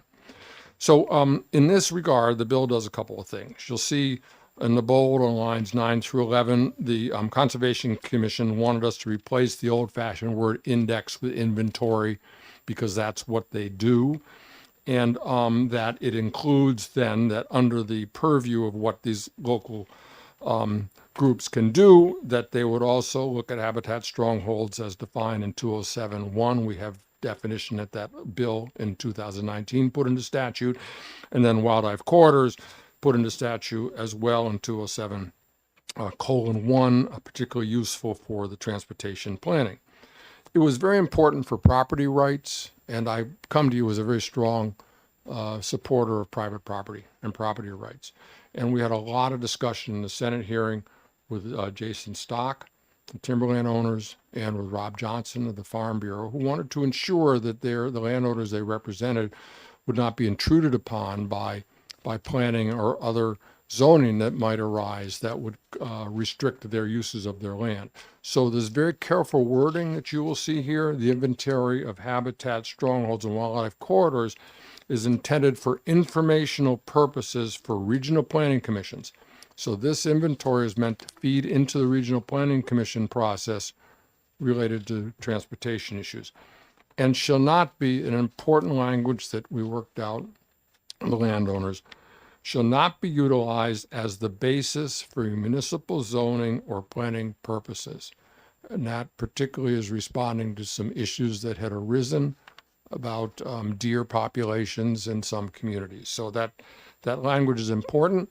You might hear from the municipal association that they feel this puts some handcuffs on the process, but this is very careful compromise, and I think you'll hear from Jason Stock why that is important.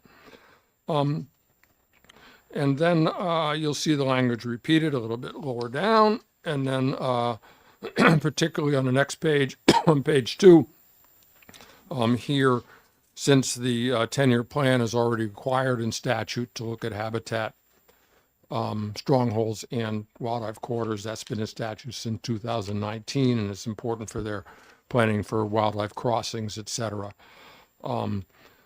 So here it buttons it up that this information that is provided from the locals can now feed into that process. So that's that part of the bill. And if I may, Mr. Chairman, turn now to the Winnipesaukee Basin, and this is an extremely important issue as to the status of how this water basin is managed. And this recommendation comes from the Department of Department of Environmental Resources. They think that it's really important for us to look right now at the management of the Winnipesaukee Basin and to consider, as the bill outlines, just whether or not there should be a new management and a kind of laying this off to a private entity. I'll say just a word about the Winnipesaukee Basin. This includes an 11.5 megagallons per day wastewater treatment plant, 14 pump stations, 60 miles of force main pipes, 10 member communities it serves that funded. There's operation and maintenance, there's administration, there's capital costs for improvements of it. And there's a replacement fund that will slowly build up if they have to replace some of that infrastructure. The 10 communities make contributions to it, and this is why there's no physical impact on the state, because if we are authorizing the creation of a new position in DES, that will be funded by the member communities, and they are supportive of that. So you'll see in the language of the bill on page 4 the kind of issues that they will look at, and it is directed towards determining whether WRBP should continue to be owned and operated by the state, or whether ownership and or operational control should be transferred to alternative authority. That's the heart of it. Important to get going on. You're going to see perhaps in this committee a bill that the Senate has also passed, which is adjusting the fee structure, which is also needed as well. So this has been front and center, and that's why we bring it to you now. Thank you, Mr. Chairman. Thank you. Questions for the senator? Representative Darby. Thank you, Mr. Chair. Because there's two parts to this bill, I'm hoping to ask two questions. Thank you, Senator Waters, for taking my question. Regarding the wildlife corridors, in particular the Conservation Commission. So I'm on the Conservation Commission, and I don't think that we have the expertise, nor members of my commission, to identify wildlife strongholds and corridors. So how can we, inventory those? Thank you so much for the question, and let me point to page 3, paragraph 4, section 5, that this work has been done in good part by the wildlife biologists in the 10-year wildlife action plan, and you'll see the results of that.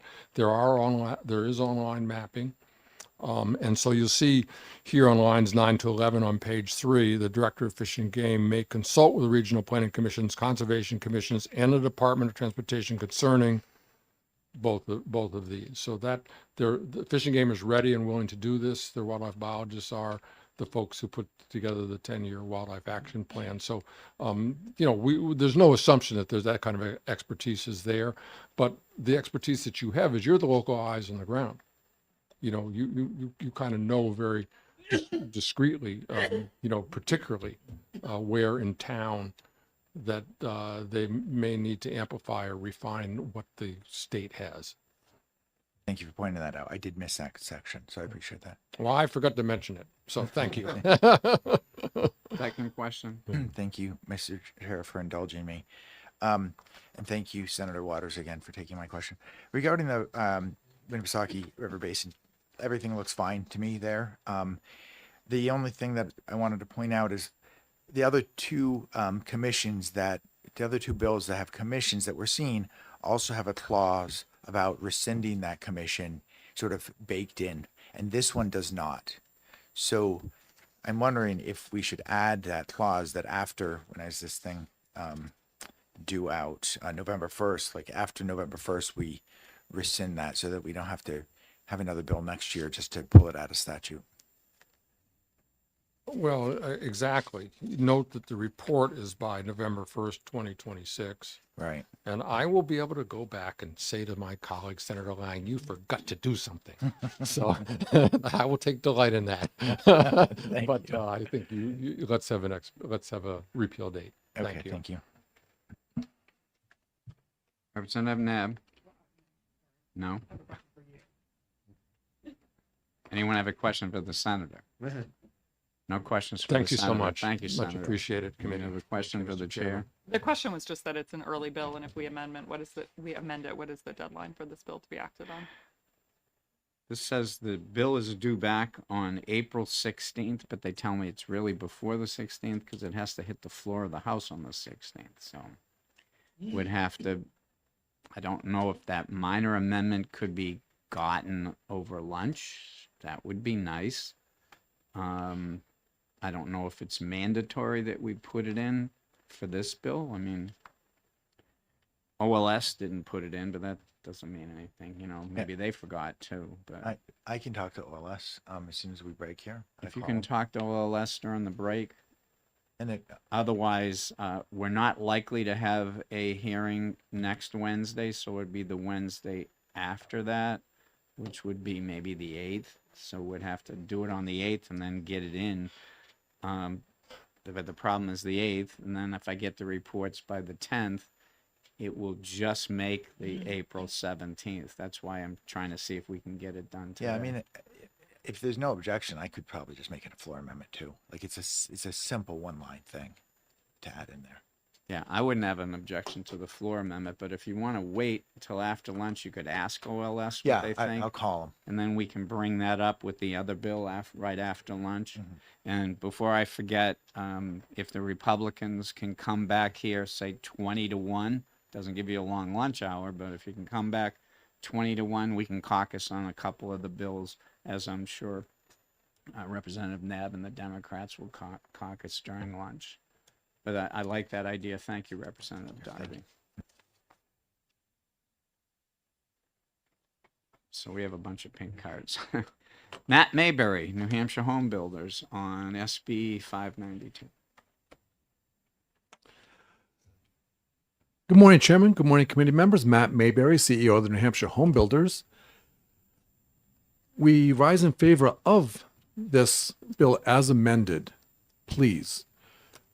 For us and for meeting the housing needs our state is screaming for, on page 1, lines beginning in line 13 to 16, but for informational purposes, that is paramount for us. We like data, we like information, but we don't want to use it, have someone weaponize it and use it to stop residential development. We like information, we like data. Please don't weaponize it. You're going to have speakers come up, I'm going to assume. They're going to ask you to take that out. Please, Chairman, please, committee members, leave this in. It's collaborative, it's bipartisan, it gets everyone information, and that's what we're claiming for. Thank you. Any questions for the speaker? Seeing none, thank you, Mr. Mayberry. Thank you, Chairman.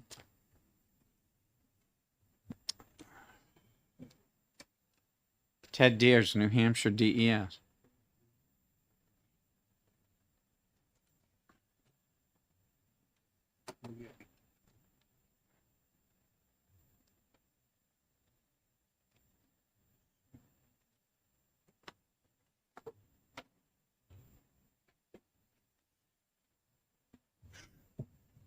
Thank you, Mr. Chair. My name is Ted Deers. I'm the Assistant Director of the Water Division at the New Hampshire Department of Environmental Services, and it is fantastic to be with you today. Senator Waters set this up quite well. And I'm really speaking to the second part of the bill regarding the Winnipesaukee Basin Program. Winnipesaukee Basin Program is the only, as far as we know, state-run wastewater treatment plant that serves communities in the entire nation. So that is an interesting distinction. New Hampshire has lots of unique attributes. This happens to be one of them. We serve about 15,000 people on the southern end of Lake Winnipesaukee through that system. And it is an interesting, and I think it's been a wonderful thing for 45 years to help clean up Lake Winnipesaukee and keep it clean for everyone to enjoy. There's for a long time, there has been, I think, a misunderstanding sometimes about how this actually gets funded. There are no state dollars which go into this facility. Say that again, there are no state dollars that go into the facility. It is solely funded by the communities that it serves, by the users of the system. And so while New Hampshire owns and operates it, and it's DES state employees who operate this facility, it is serving and is paid for by someone else. And so there have been occasionally over the years talk about potentially moving this to a different sort of authority than the state authority. And certainly over the last 45 years, the sophistication of the communities that it serves has also increased. And I think the knowledge base within those communities is increased. So I think it's a good time, DES, we think it's a good time to take a look at this and see what could happen. In many ways, the state system, the procurement system that we have, the way we do employee classifications, all of that stuff is a little bit clunky for operating a wastewater treatment plant. And so there's some real advantages in terms of being able to be a little bit more nimble as a facility that needs a lot of TLC. It's 45 years old, so there's a lot of parts that are sort of coming to end of life. And so as that happens, I think that it's really important for the communities to play that important role, and it may build some efficiencies by not having it be part of the state system. There's a second part of this bill talking about Winnipesaukee, about creating an unclassified position. This has two really aspects to it. One is that there are, as I mentioned, this is a 45-year-old facility. It has a lot of requirements for intense operations and maintenance, as well as some rehab around the system. Doing that well, doing that efficiently, is going to require us to have some additional oversight. This is something the community's agreed to, certainly something that they've brought up as an important piece, that we bring in someone who's real expert at this stuff to sort of oversee this. And having it being an unclassified position, it means that that person is really answering to the governor and to the interests of both the state and the communities. And also in that position, should this facility transfer over to a regional authority, having someone with some good experience and expertise to help make that change happen, change manager, will be very, very important. And so bringing a person in prior to that kind of transition occurring would be important.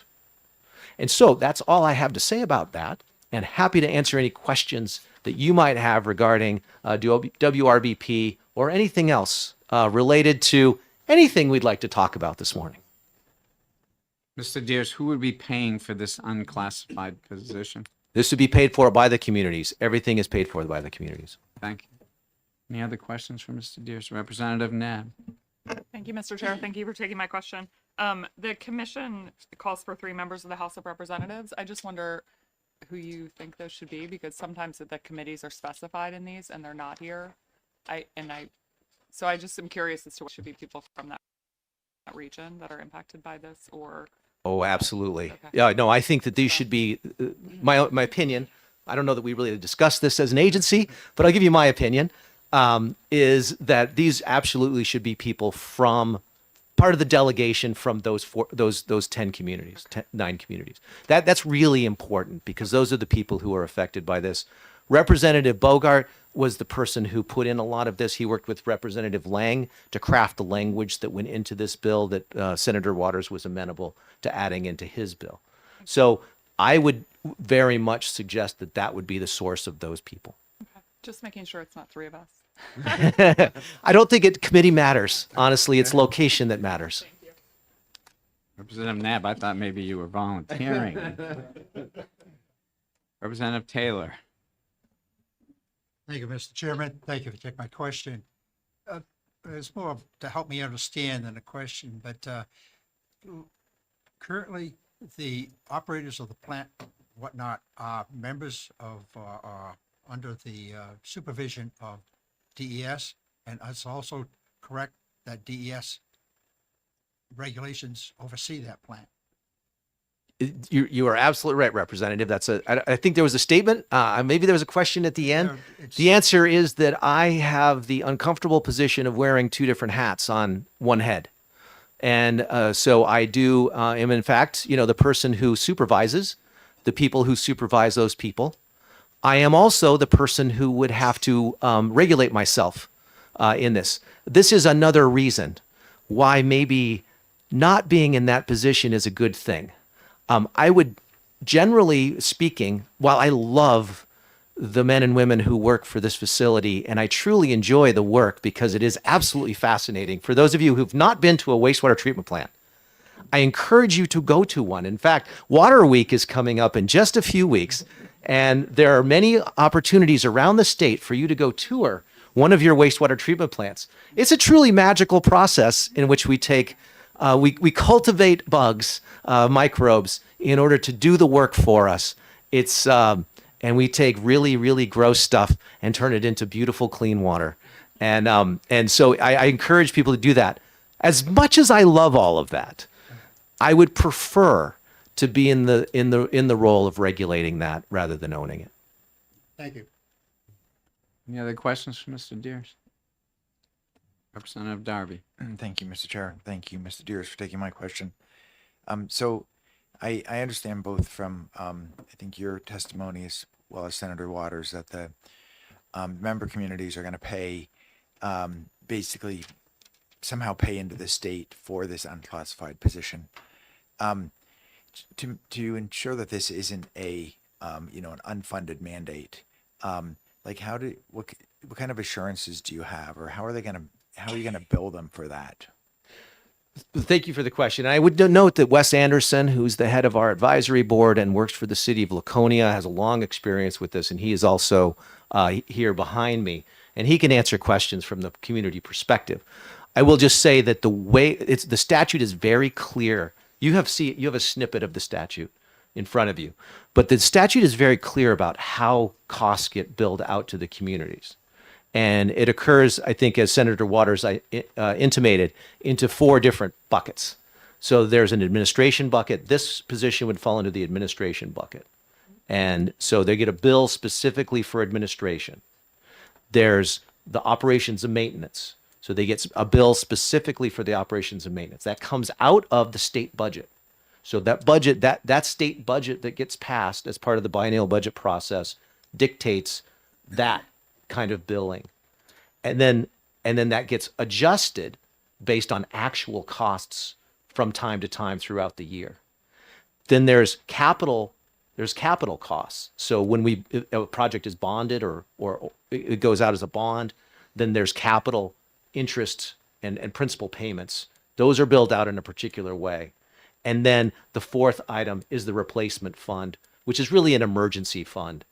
And there was another bill that I don't think actually went to this committee. It was a House bill, but I think it went to finance instead of to this committee. I don't understand exactly how those get assigned. Maybe you don't either. But anyway, that already passed through the House and is over in the Senate. Any other questions for Mr. Deers? I don't see any. Thank Thanks very you. much for your Appreciate it. testimony. And already mentioned Wes Anderson from the Winnipesaukee River Basin Program Advisory Board.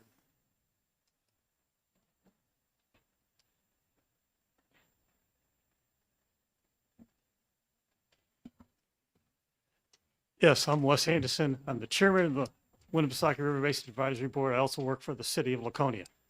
And the first thing I want to say is the member communities and the board itself really wants this bill to be passed.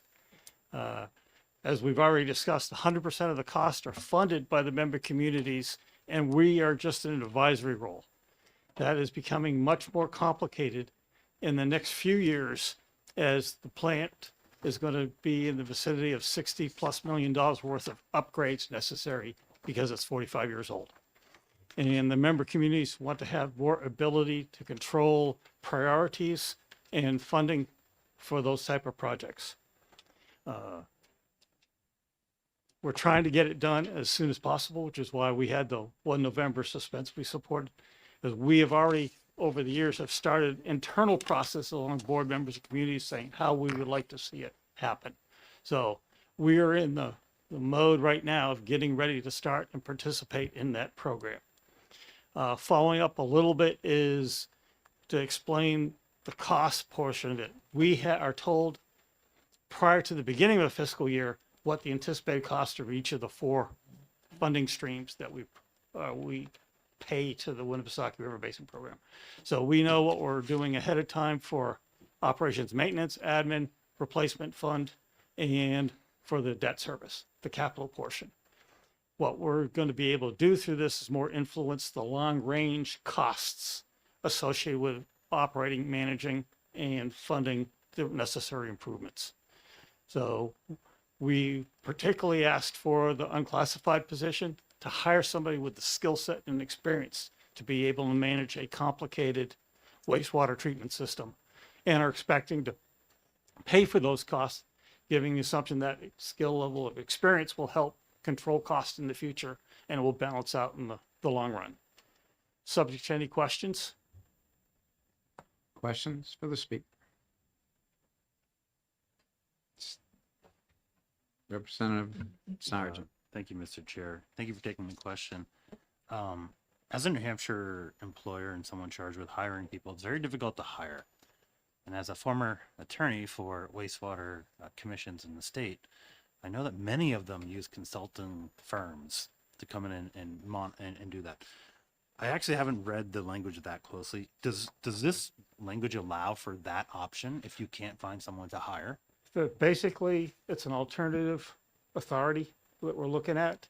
And the action at that point is if we can't find somebody who's willing to hire, the money's available basically to hire consultants to help with the process.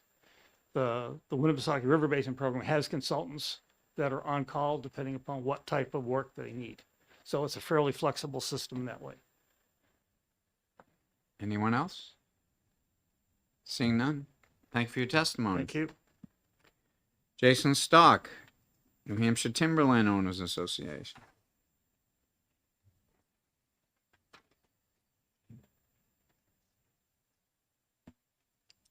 Well, hello again. I'm Jason Stock, Executive Director of the New Hampshire Timberland Owners Association.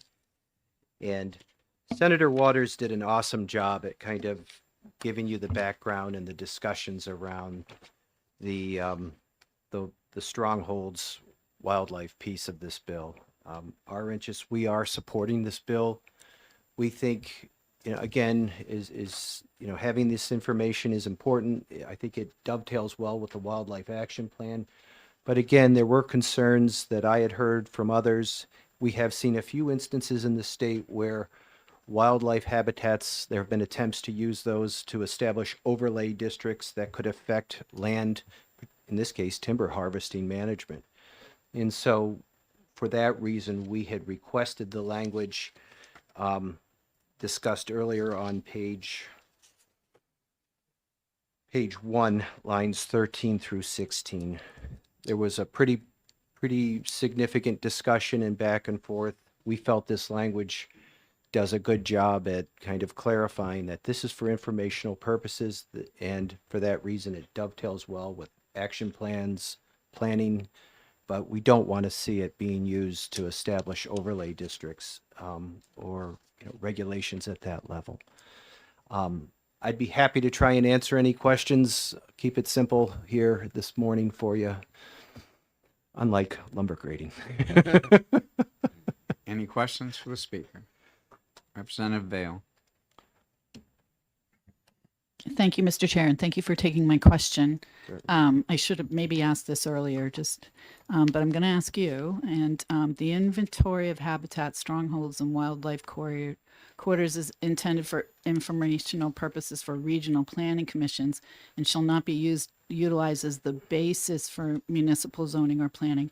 But wouldn't a conservation commission be able to be informed by this information and make decisions that maybe don't extend as far as municipal zoning, but might inform municipal zoning or planning purposes?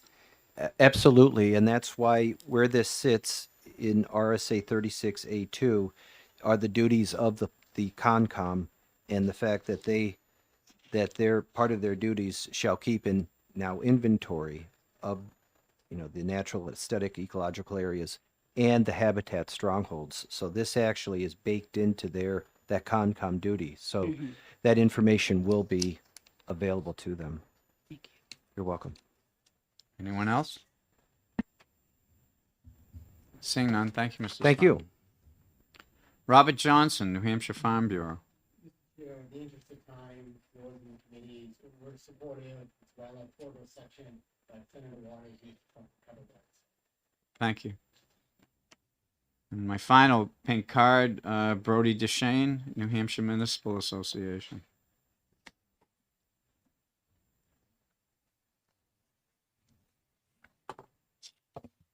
Thank you, Mr. Chairman, and thank you to the committee for taking my testimony this, is it still morning? Yeah, this morning. For the record, Brody DeShays, I represent the New Hampshire Municipal Association, and we are opposed to Senate Bill 592. We supported the bill as introduced. It, to our understanding, was a request by the New Hampshire Association Conservation Commissions. Us and the Conservation Commissions Association have concerns specifically on page 1, lines 13 through 16. which is effectively a zoning mandate and a prohibition on municipalities to establish zoning that would address the information that's collected, specifically habitat strongholds and wildlife corridors, if they are to exist in their municipalities, as part of the reporting that conservation commissions do to select boards and the regional planning commissions. The previously cited language that would, again, prevent municipalities from protecting valuable wildlife corridors and habitat through zoning, which is one of the things that zoning can be utilized in a municipality. Local zoning ordinances can help protect these environmentally sensitive areas and promote open space for the public and wildlife. Additionally, this would greatly limit municipalities' ability to protect these lands, an authority they already have, and we've never heard this been raised as an issue in the legislature until this bill was introduced without a zoning mandate. I want to also point out, additionally, the language is fairly vague and nearly impossible, arguably impossible to enforce. What exactly, so utilized by the basis of zoning, how is that determined and who is going to determine that? That's utterly unclear. It's also in the wrong chapter of law. When you're looking at prohibitions on zoning and what authorities towns have for zoning and land use, that's in chapter RSA 674. Planning boards are not going to be, and governing bodies are not going to be looking in the Conservation Commission statute to see what types of limitations are placed on their ability to establish zoning. Additionally, it's kind of counterintuitive to add this language to the statute because the purpose of collecting this information is to have some kind of action for it. So the Regional Planning Commission is collecting this information and they're providing this information to municipalities so they can take action, one of which could be possibly zoning. And you can see all the different things the conservation commissions are reporting upon. They could adopt zoning ordinances to address those types of things, but not these two specific additional mandated reporting requirements conservation commissions would be required to do. We do hear the concern. We don't want necessarily municipalities to be outright prohibiting farming or agricultural activities or timber harvesting activities. So a better approach might be to make it so municipalities can't prevent those types of uses solely because it would impact a habitat stronghold or wildlife corridor as defined in statute. So with that, we're opposed. We're just hoping that language gets struck.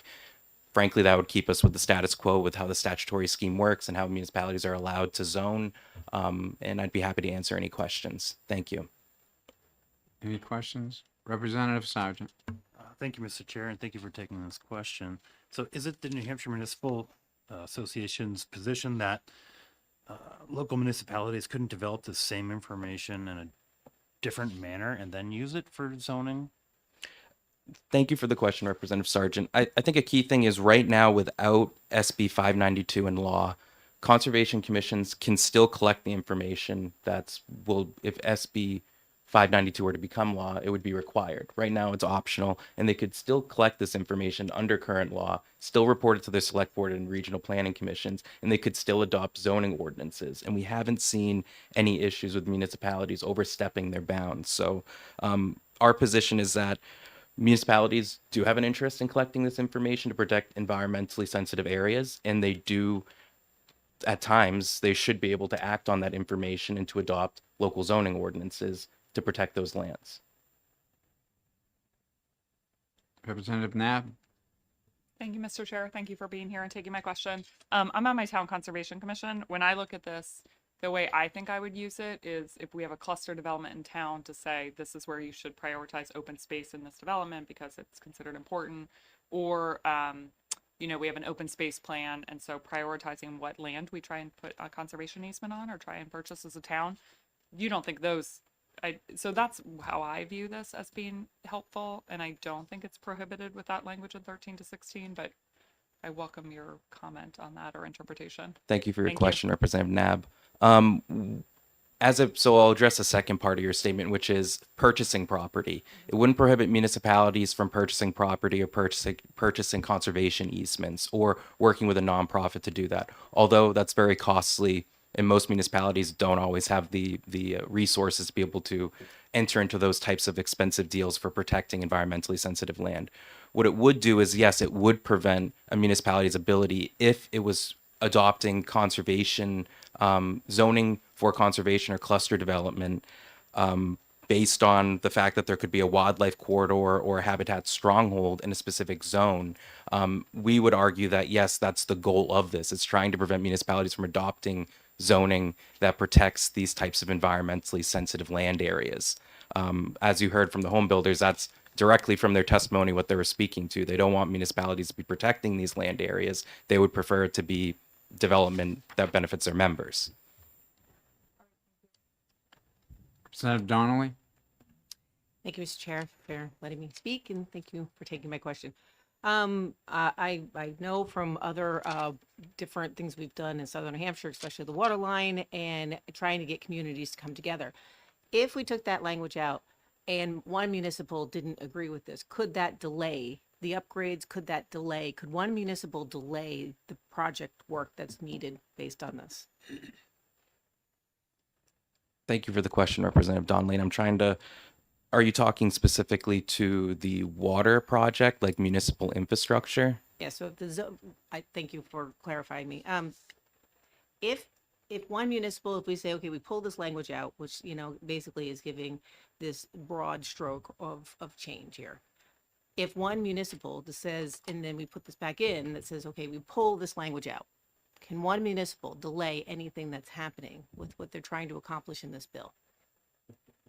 That's what the concern I always have is when you have a collective. This is a collective project that needs to be across 7 different communities. Would any of the changes to this existing bill, by taking out your language, would that introduce municipals having more of a stronghold to be able to delay any of the progress that they would want to make for the changes that are needed over the next several years because of the 45-year-old infrastructure upgrades that need to be, done? There's $60 million that have to be done across 7 communities. And by us pulling that language out, does that cause a delay? And can one municipal cause a delay because of that? Thank you for your question, Representative Donnelly. And if I understand your question correctly, if by removing the lines that the New Hampshire Municipal Association is opposed to, which if they were removed, we would support the bill, page 1, lines 13 through 16, would it delay regional projects of regional impact or regional projects, for example, like the water systems that they're expanding in Southern New Hampshire? Those water systems are a governmental land use. They are exempt from zoning under RSA 674:54. So it would not delay that project. It may mean a municipality in an area that possibly was zoned to allow pretty significant, densely packed subdivisions might require more cluster subdivisions or smaller subdivisions to make sure that those wildlife corridors or habitat strongholds have more green space for animals to travel through. So our position would effectively be removing that language would not prohibit the expansion of regional water systems. Follow up. Real quick, wasn't about water. It was about Okay. specifically this particular project, and that could one municipal could they create a stronghold and delay any upgrades and changes within this within the changes? Thank you for the question again, Representative Donnelly. So again, to clarify, are you asking a specific project if a municipality could adopt zoning ordinances that would prevent the project from happening? Correct. The upgrades that are needed. Thank you for clarifying. If I may, Mr. Chairman, ask a question of the previous questioner, because what do you mean by the upgrades? If I might, I think she's trying to relate your conservation deletion of those sentences with the part 2 of the bill, which is the Winnipesaukee River Basin program. Will your change to part 1 of the bill affect part 2 of the bill? Thank you for If I could clarifying, speak Mr. for you, Chairman. Representative Donnelly. And thank you. That makes a lot more sense. Part 2 of the bill does not impact part 1 of the bill. So the Winnipesaukee River Basin stuff we have no position on. Wonderful, sounds great from all the speakers that we heard from today. And removing this language. Does anyone else wish to speak on SB 592? I have no more pink cards, and if I could ask Representative Sargent for the blue sheets and the online.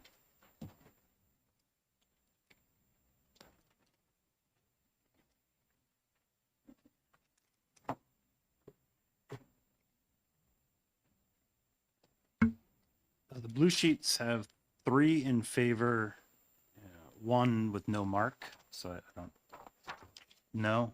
And then online, 43 in favor, 2 opposed. Thank you. So I'm going to close the hearing on SB 592 and remind everyone this will be taken up likely for execing after lunch, along with any other bills like the earlier bill, before we go into the hearing on SB 443. So now I'd like to open the hearing on SB 594 FN, eliminating the use of agitators in instances where temporary docks have been removed from bodies of water. And I'll call the prime sponsor, Senator Birdsall. Welcome to Resources. Thank you, Mr. Chair. Thank you, committee. For the record, my name is Regina Bursell, State Senator for District 19, which encompasses the towns of Derry, Hampstead, and Windham. And I'm also the prime sponsor of Senate Bill 594. This bill was initiated from one of my constituents out of Windham. She had concerns regarding the gap in RSA 270. So this legislation would eliminate the use of agitators in situations where docks have been removed from the water. So under the current statute, any bodies of water less than 1,000 acres, you are required to remove the docks out of the water during the winter. But there's nothing that requires you to remove the agitators.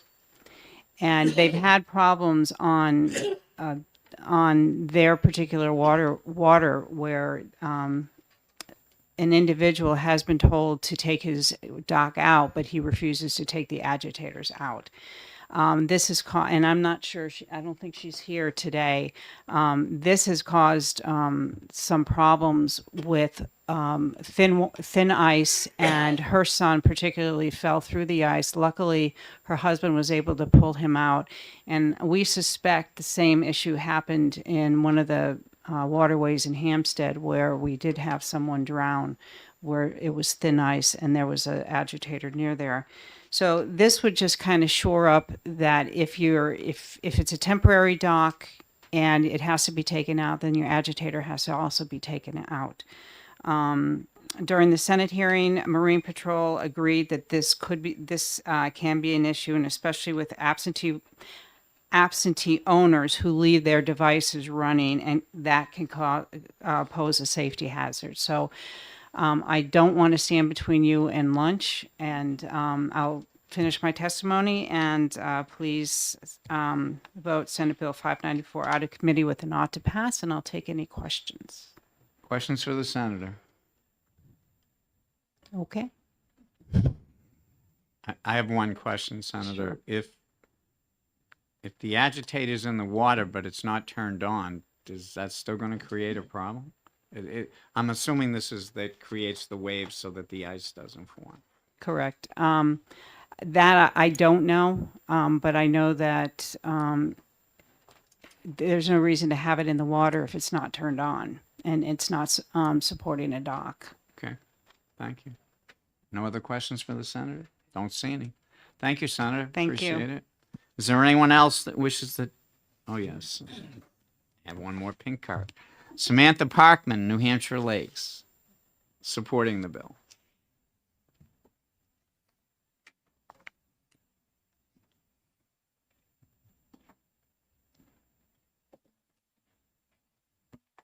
Hello, Chair and members of the committee. I am Samantha Parkman, the Community Engagement Coordinator at New Hampshire Lakes, filling in for Andrea Lamoureux, who I know you've seen numerous times in front of this committee.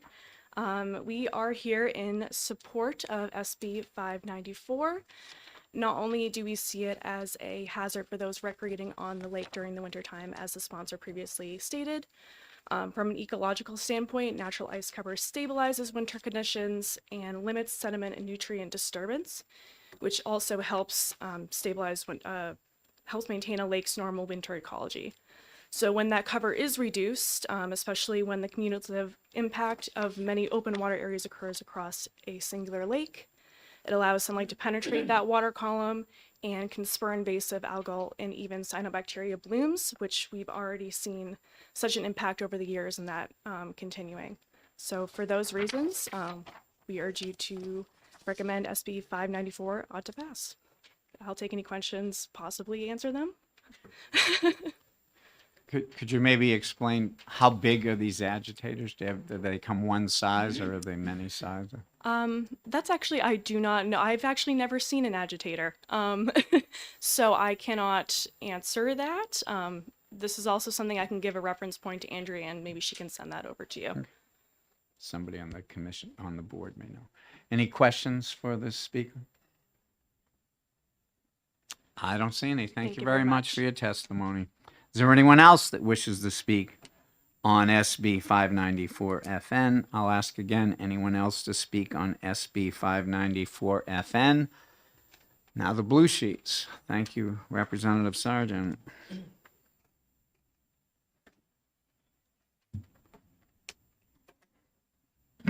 The blue sheets, 2 in favor, and then online, 78 in favor, 2 opposed. Thank you.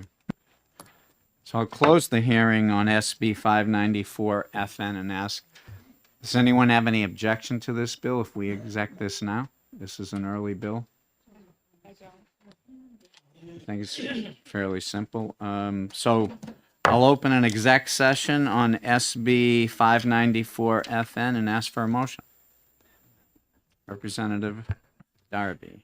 Thank you, Mr. Chair. I'd like to make a motion of ought to pass on Senate Bill 594. We have a motion to ought to pass. Do I have a second? Seconded, Mr. Davis. Representative Davis. Does the first wish to speak on the motion? Thank you, Mr. Chair. Very briefly, I think we heard that these agitators can both cause unsafe ice conditions as well as ecological damage to lakes when left in the water and not required to provide cover for a dock.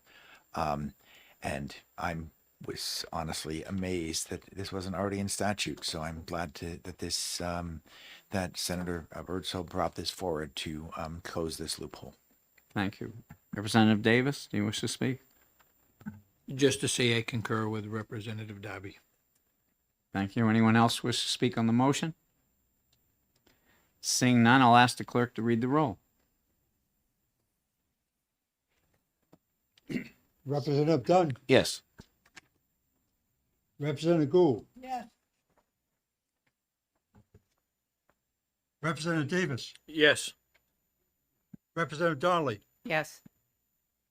Representative Bridle, Yes. Representative Dupont, Yes. clerk votes yes. Representative Tremley, Yes. Representative Nab, Yes. Representative Vale, Yes. Representative Baldwin, Yes. Representative Darby, Yes. Representative Ryan, Yes. Representative Bucco is absent. Representative Sergeant, Yes. Mr. Chairman, Yes. 15-0. 15-0. This has an FN, but the FN, when I read it, doesn't really tell me it's 10,000 or less. It says look to another chart. I can ask the speaker and the clerk if it's allowed to go on consent. Is everybody okay with consent if they let us put it on? So I'll mention that to them, that if allowed, put it on consent. If not, that's okay. Whatever we need to do. Thank you.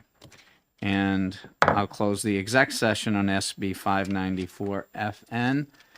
And time is great. So it's 2 minutes to 12. I'd like the Republicans to come back 20 to 1, and we'll talk about some of the bills that we heard this morning so we can exec them at 1. And then after that exec, we'll continue with SB 443. So enjoy your lunch, and we'll see you back. If we can get in the room, the Dems, I'd have us meet at 12:40. And otherwise we'll wander the hall till we find a place. Okay.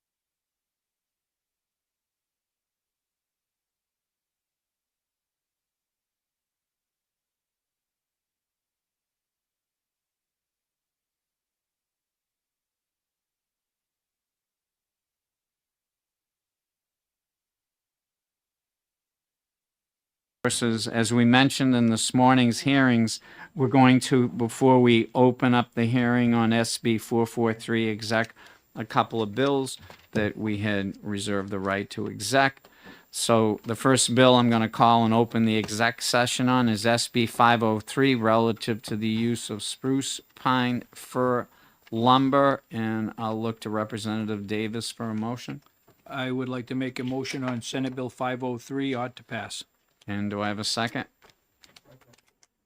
Representative Tremblay. Representative Davis, would you like to speak on your motion? Yes, thank you, Mr. Chair. This bill, it clarifies that New Hampshire-grown spruce, pine, and fir lumber graded as SPFS may be used wherever SPF is specified.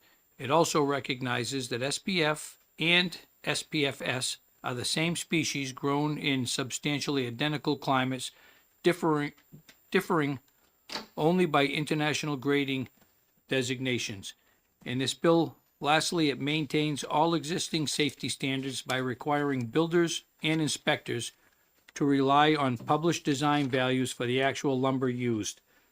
It offers a level playing field for New Hampshire sawmills, loggers, and timber owners, and for those reasons, I recommend not to pass. Thank you. Does the second wish to speak?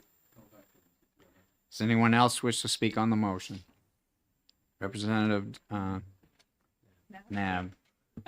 Get lost. Thank you, Mr. Chair. I just had a question for Representative Davis, if you don't mind, as to what he thinks will happen with this bill if 1204 goes forward.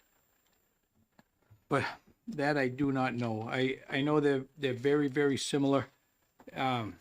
This is so important to the North Country that we attacked it from the House and from the Senate, not knowing if one or either would get through. I guess that's for the governor to decide what I don't know the procedure. Okay, I don't either. That's for the ball. All right, thank you.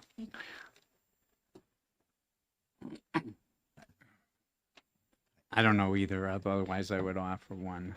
I just responding to that, I've seen in the past where we actually table it, waiting for the governor to sign it. When she signs it, then it just dies on the table. If there's something happens, then we can take it off the table and adjust it if needed.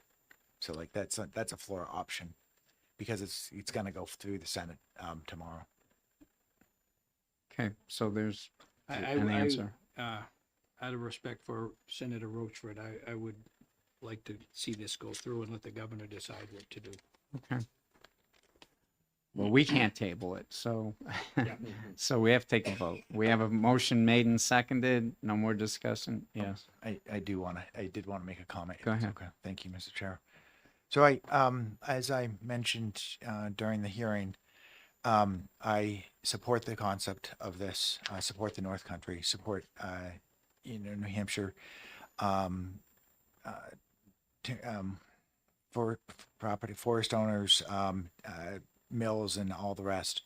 I do think that during the discussion, it came out that this is a jobs bill, and the intent is to support New Hampshire businesses, and so there may be some cost to it, and I think that it's worthwhile cost, but I just want to recognize that we think that there may be some cost to Granite Staters through the passage of this bill. Thank you. No more discussion? I'll ask the clerk to read the roll. On ought to pass SB 503. Representative Dunn, Yes. Representative Gould, Yes. Representative Davis, Yes. Representative Donnelly, Yes. Representative Bridle, Yes. Representative Dupont, Yes. clerk votes yes. Representative Tremblay, Yes. Representative Nab, Yes. Representative Vale, Yes. Representative Baldwin, Yes. Representative Darby, Yes. Representative Ryan, Yes. Representative Bucco is absent. Representative Sergeant, Yes. Mr. Chairman, Yes.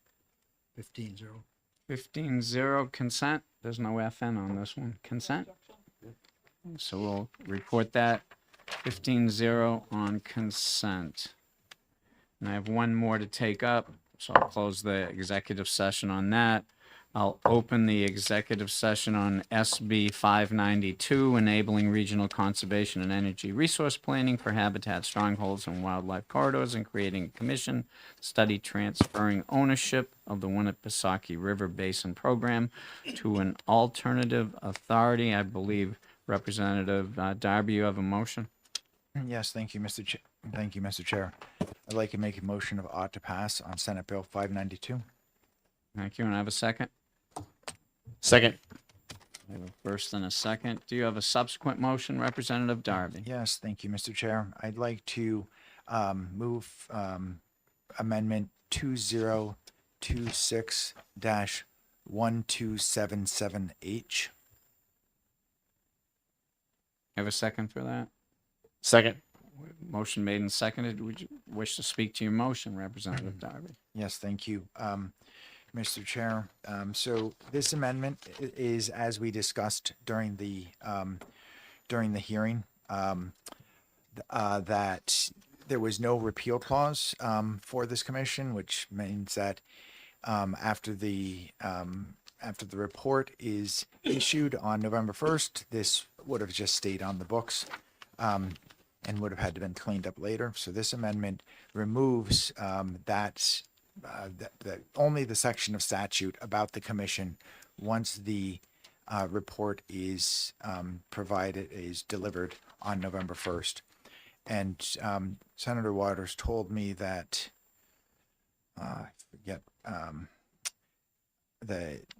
his colleagues, I'll say it this way, his colleagues in the Senate were supportive of this amendment. Thank you. Is the second wish to speak? No, thank you. Any other discussion on the amendment? Seeing none, I'll ask the clerk to read the roll on the amendment. Amendment 2026-1277H. Representative Dunn, Yes. Representative Gould, Yes. Representative Davis, Yes. Representative Donnelly, Yes. Representative Bridle, Yes. Representative Dupont, Yes. clerk votes yes. Representative Tremblay, Yes. Representative Nab, Yes. Representative Vale, Yes. Representative Baldwin, Yes. Representative Darby, Yes. Representative Ryan, Yes. Representative Boko's absent. Representative Sergeant, Yes. Mr. Chairman, Yes. 15-0. 15-0. Consent? No, it's Oh, it's got a, oh, that's the amendment. I'm rushing here. You have a subsequent motion, another motion. Yes, thank you, Mr. Representative Chair. I'd Darby. like to now make a motion of ought to pass as amended on Senate Bill 592. Second. We have a motion made and seconded, ought to pass as amended. Any further discussion on that? I'll just speak on the bill, the amended bill, if that's okay. Yes, go ahead. Thank you, Mr. Chair. So that, as we heard, there's two parts to this bill. The first is the documenting at local conservation commissions and at the regional planning commissions, the habitat strongholds and corridors, wildlife corridors, which we've heard and maybe people are familiar with also from Fish and Game, how critical these are to wildlife. And so having the local influence on that and recognition of those will be very important. But then, which is important to the Lakes region, the second portion of this bill added in the Winnipesaukee River Basin commission to basically studying transferring this over, as well as an unclassified position paid for by the local communities to help with that transition, so that as the system needs upgrades, they can have a lot of input on that progress. Seems like, from what we can tell, everyone is in agreement on the Winnipesaukee River Basin program. While there was slight concern over the not using the wildlife habitat strongholds and corridors for zoning purposes, I'll note that that's in conservation commissions, and conservation commissions don't make zoning laws. So I think that they will still be able to provide the recommendations that they provide to the planning boards in their communities. And so I'm not worried about that clause. So sorry for the long statement, but thanks for letting me make it. Thank you. Any further discussion? Seeing none, I'll have the clerk read the rolls on ought to pass as amended. Representative Dunn, Yes. Representative Gould, Yes. Representative Davis, Yes. Representative Donnelly, Yes. Representative Bridle, Yes. Representative Dupont, Yes. clerk votes yes. Representative Tremblay, Yes. Representative Nab, Yes. Representative Vale, Yes. Representative Baldwin, Yes. Representative Darby, Yes. Representative Ryan, Yes. Representative Bucco is absent. Representative Sergeant, Yes. Mr. Chairman, Yes. 15-0. Same 15-0, so consent? It's an FN? No objection, so I'll report that as on consent. Thank you.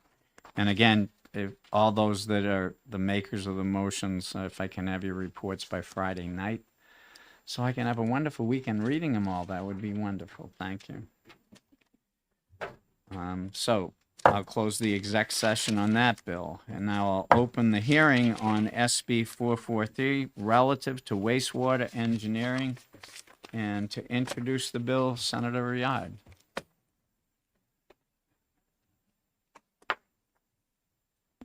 Thank you, Mr. Chairman.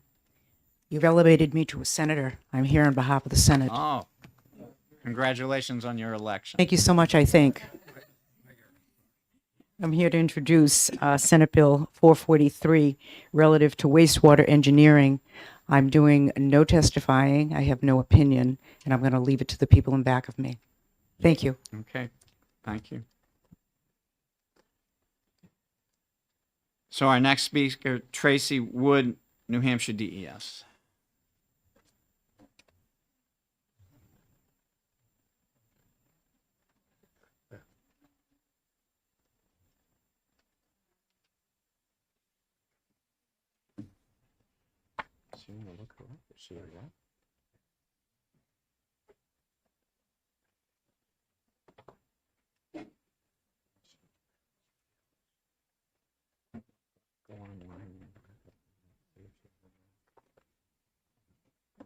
Hi, go ahead.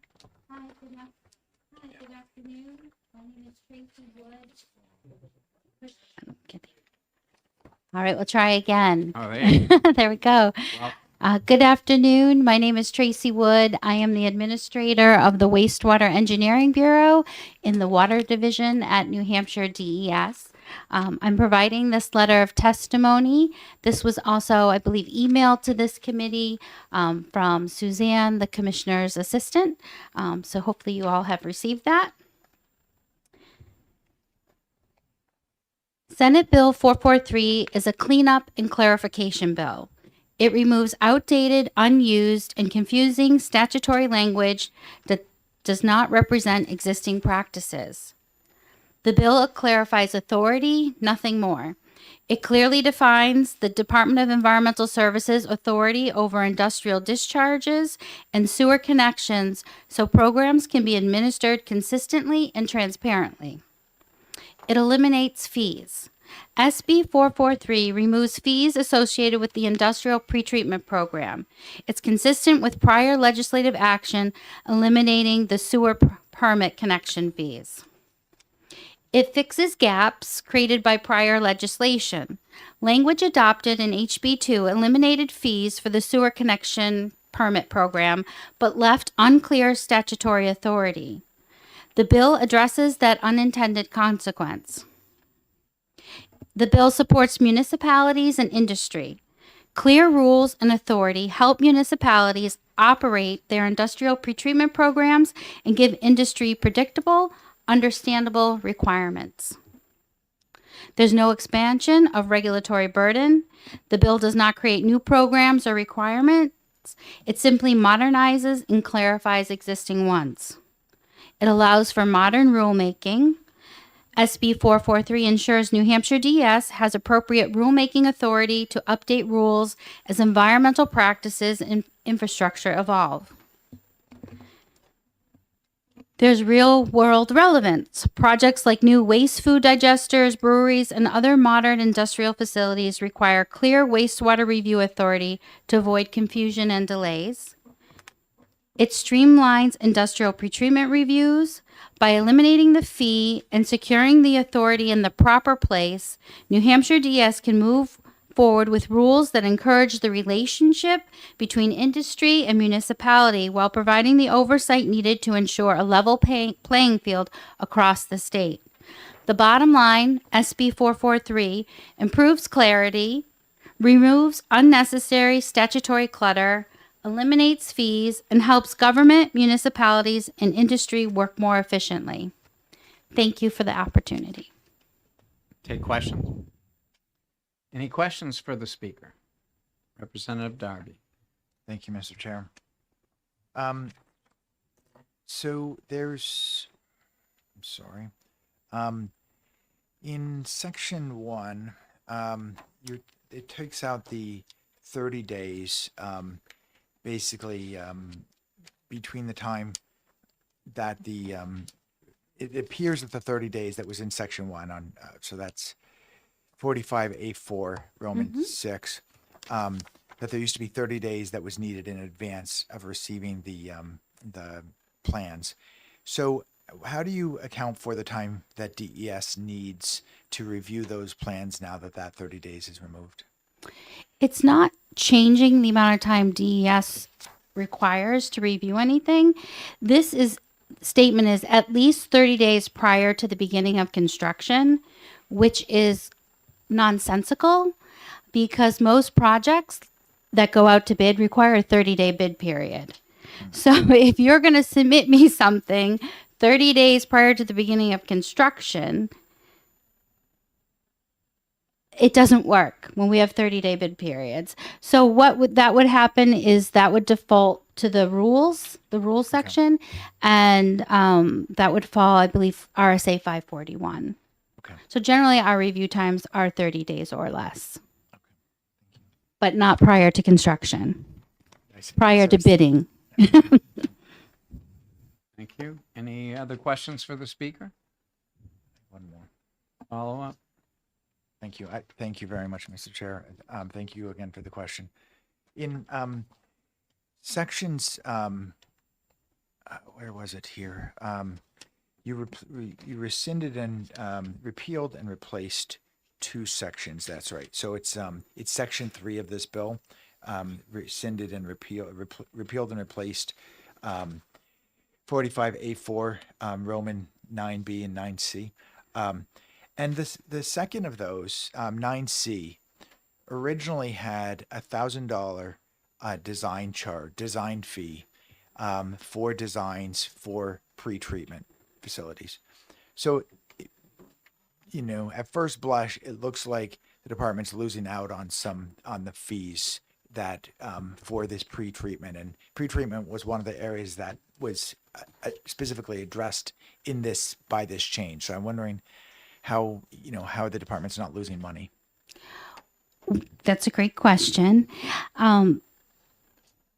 In the last HB2, we removed the fees for the sewer connection permit program. We overlooked removing it for the industrial pretreatment program, and we don't make a lot of money. I call it a nuisance fee. In the last couple of years, we've made less than $2,000 with that fee. So, and it's a fee where it's positioned in the process. It's, according to my industrial pretreatment coordinator, it's very it's an issue because it's like who's paying the fee, the industry or the community, and how they're getting that. So for the amount of money that we're collecting and we're considering it a nuisance fee, we would like to end that fee. Any other questions for the speaker? Seeing none, thank you. All right, thank you. Is there, I have no more pink cards. Is there anyone else to testify on Senate Bill 443? I'll ask again, anyone else to testify on Senate Bill 443? Seeing none, I'll ask for the blue sheets and the online from our blue sheet expert, Representative Sargent.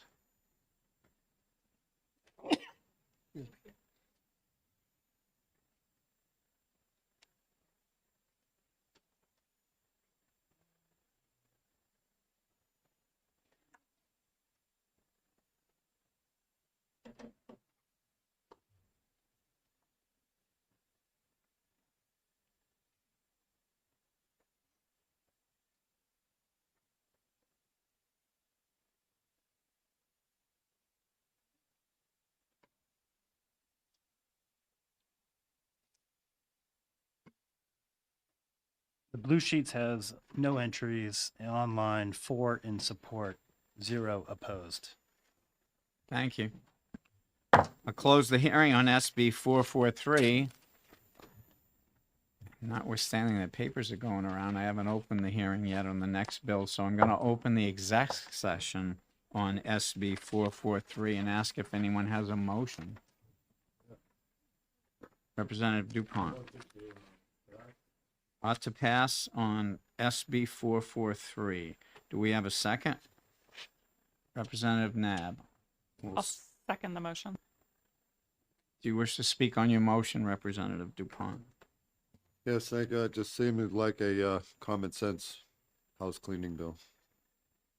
Thank you. Thank you. And the second? No.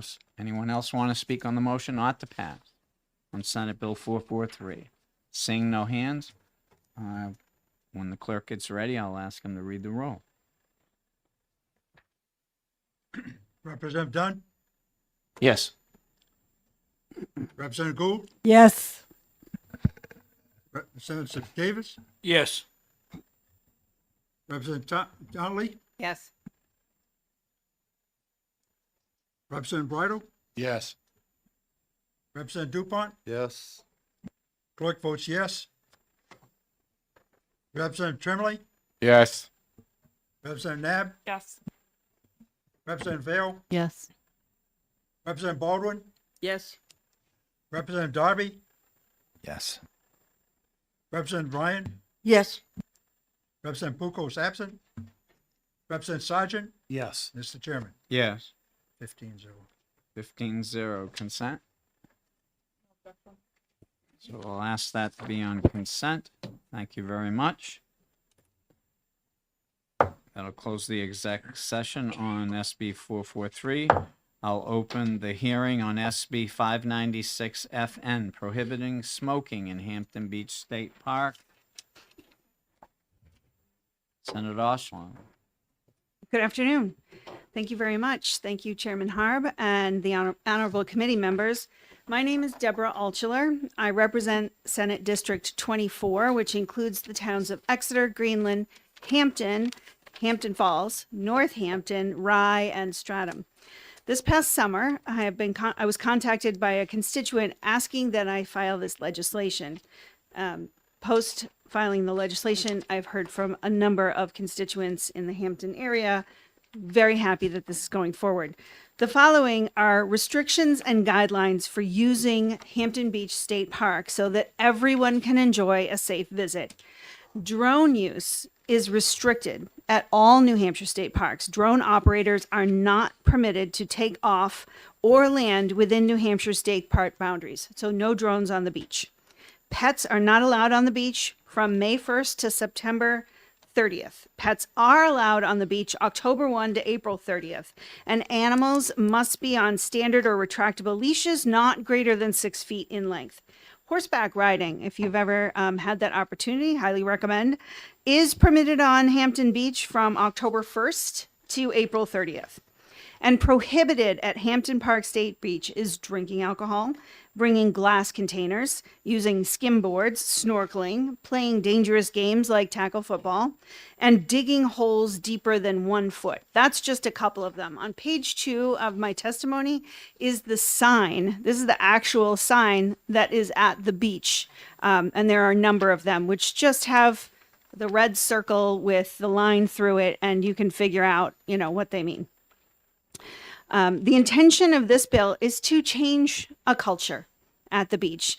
And I have participated in a number of beach cleanups, and in my personal experience, which has been confirmed by the Blue Ocean Society for Marine Conservation, cigarette butts are among the most littered items found during our organized beach cleanups. And I would assert that our beaches are not meant to be ashtrays. This bill imposes no fine or penalty. It's about education. Culture change initiatives work. We have shifted the culture of littering in the United States by shifting from just not littering to fostering environmental responsibility, teaching waste management, influencing family behaviors, creating social norms. And we have shifted the culture of smoking in workplaces, airplanes, and restaurants through public awareness campaigns, embedding attitudes through research and social influence. Education has changed the culture of smoking in the USA from a normalized, socially acceptable, and often glamorous activity in the 20th century to a denormalized, stigmatized, and highly regulated behavior in the 21st century. Driven by landmark public health reports and sustained anti-smoking campaigns, this educational shift dramatically reduced smoking rates from roughly 42% of U.S. adults in 1964 to about 15 to 18% in recent years. So the beaches are under the Department of Cultural and Natural Resources, and I did reach out to them 3 times, requesting meetings, either in person or via Zoom. And at the beginning of the legislative session, when we were filing legislation, they actually refused to meet with me. So I had to keep going. After I contacted another employee in a different department under the Department of Cultural and Natural Resources, I finally did get an email response. And, we had some communication, but the department chose not to testify and remain neutral on this bill. And in the fiscal note, the enhanced fiscal note, which I have here, they do say implementation can be absorbed within the department's existing budget, which is great news because all that is asked of them is to add no smoking to the signs. That's it. The anticipated cost, according to the enhanced fiscal report, is that would be less than $10,000 in signage. So I may have the smallest ask in a non-budget year, maybe, I think, of just 10 grand. So I have consulted with the Hampton Select Board about this issue, and they enthusiastically endorse it. I'll tell you the Hampton Beach State Park, if you have not been, is a stunning natural resource and a revenue driver for the state. We don't advertise it. If you go to the Hampton Beach State Park website, it is not advertised as a place to come smoke.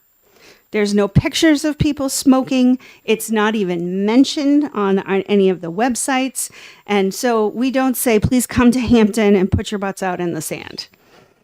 In fact, smoking is not allowed on the Seashell stage area, which is pretty much center of Hampton Beach State Park, or anywhere in picnic areas at Hampton Beach State Park, down by where the pavilion is for where you can park your RVs. Those are designated smoke-free zones to reduce litter and secondhand smoke. It's time that we catch up with that policy on the sand. So I'm hoping that you will give Senate Bill 596 an ought to pass vote.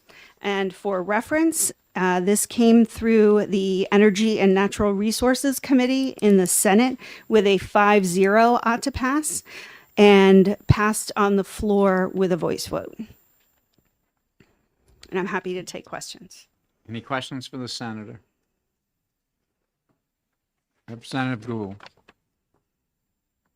I just have a question. Do the Salisbury Beach in Massachusetts?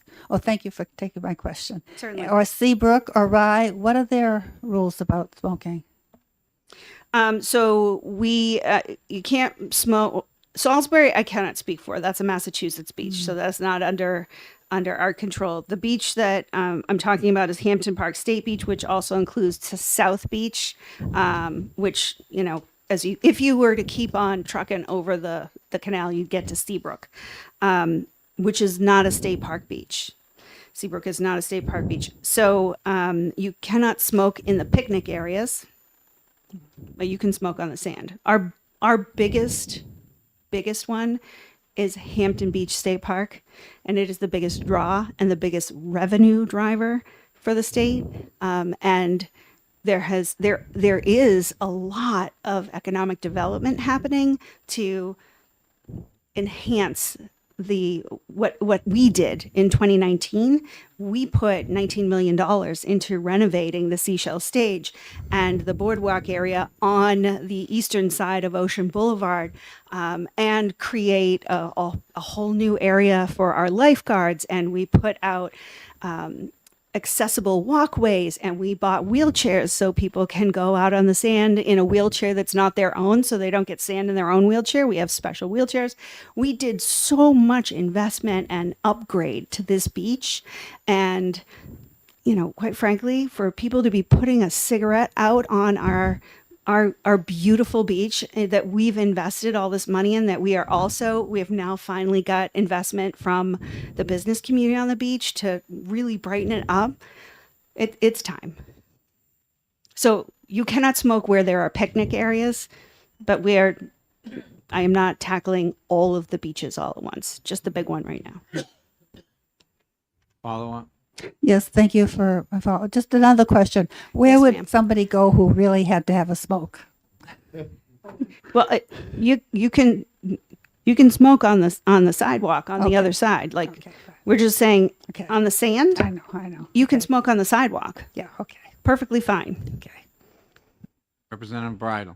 Thank you for taking my question. Thank you, Senator. Why not, you'd mentioned here about drones and how drone use is restricted at all state parks. Why not all state parks or even all the beaches? I worry about like Northampton, Rye, they're close to our town as well. So how come those weren't included in this specific bill? Were not included because it has been the habit of this legislature. I have learned over my past decade here that things either go big and don't happen, or they go small and incrementally, and people get used to something. So it was better to try for. It is a big ask because it is our biggest beach, and as you know, our biggest revenue driver in the area. But I'd love for there to be no smoking in all of them. But I thought that was just a bridge too far at this particular point. Representative, Forgotten who I am I keep today. forgetting who you are today. I don't know, Nab. How can I forget you? Dear, I know. The chair and I are very close, notwithstanding him forgetting my name today. Good to see you, Senator. I was actually surprised that you're allowed to smoke on the beaches, so that's interesting. Anyhow, I was curious as to whether DNCR has authority in rulemaking to do this already, or does this need to be introduced as legislation? Thank you, and I'm glad you asked. So, in current rules, we do have rules relative to smoking because there are sections of the state park beaches where you cannot smoke. We have covered certain areas, and that is the Seashell Stage, the pavilion where there is picnic areas, and that carries through all the state parks. And I would like to add that we also very heavily advertise online and at our state parks that the beaches are carry in, carry out. Now, we do provide some trash cans, but encouragement to what you bring in, you should take out. And people don't take out their cigarette butts. Nonetheless, we do have in rules, we have tier 1 and tier 2 rules, which are violations for some of the things that are on the page 2 of my testimony. So, for instance, there are violations for smoking in the picnic areas. There are violations for bringing glass. There are violations for starting a beach fire. There are violations for using a floaty out in the water. You can't go out in an inner tube on, off of Hampton Park State Beach. It's dangerous. There are violations for digging. There are violations for setting off your own fireworks. Highly discouraged on Hampton Park State Beach. So, but what I will tell you, because I'm a frequent Hampton Park State Beach visitor, is that law enforcement and park employees, like lifeguards, very much lean towards education. So when they see someone, for instance, with Arizona iced tea glass bottles, they will tell them, listen, you really can't have glass bottles on the beach. It's very dangerous because if it breaks, people can get hurt. I'm going to ask you to put that away or to go throw it out at the trash can. They don't immediately leap to issuing a fine. When law enforcement actually when my constituent who wanted this, finally, I get somebody who was like, I would like you to file this. Her experience was that she was at the beach with her 9-year-old and they had been there for about an hour and a half, and another group came to the beach and set up their picnic area in the sand about, 4 or 5 feet away. And everybody lit up. They were all smoking. And she thought, well, surely you can't do that here. And she approached the group and said, I'm here. I'm actually kind of downwind from you right now. Do you mind putting those out? And it was not a pleasant conversation. They didn't take that well. And so she was inspired by that exchange that did not go so well, to ask for a law enforcement officer who happened to be close to the stage, and said, oh, there's people smoking on the beach and it's really bothering us. And, I kind of feel like we've been here for a couple hours. They just got here. And I know I could move, but why should I? I've been here. And the law enforcement officer told her, actually, it's totally allowed. So we've done all, and she's like, well, can you ask them to stop? And the law enforcement officer said, actually, I can't, because you can smoke here. So uncomfortable situation. And she was flabbergasted. And a lot of people are like, wait a minute, you could smoke on the beach? Oh my God, have you never done a beach cleanup? Yeah. So it's education time. Representative Donnelly. Thank you, Mr. Chair. Thank you for taking my question. Certainly.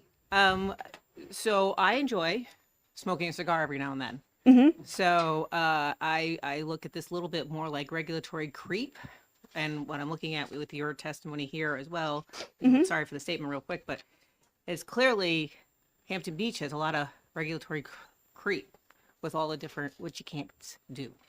My question is, how much revenue would we be losing by basically asking all the smokers that come to visit the beach, that come to visit at any time, how much revenue we would be losing? So thank you for your question, and thank you for bringing up this topic. This bill is about smoking on the beach, the sand, right?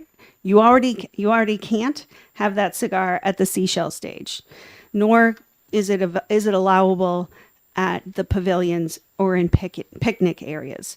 You can go on the sidewalk and smoke a cigar. You can go across the street to any of the outdoor venues and smoke there.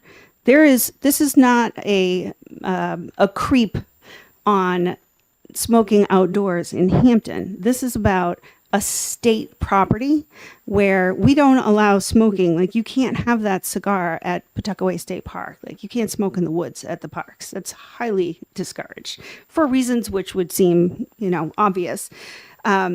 This is about maintaining our natural resource, our cultural and natural resource, which is a huge driver. We do not advertise that we are a smoke-friendly environment because we are not a 100% smoke-friendly environment. This is not a driver for people to come to the beach. They don't come to the beach to smoke.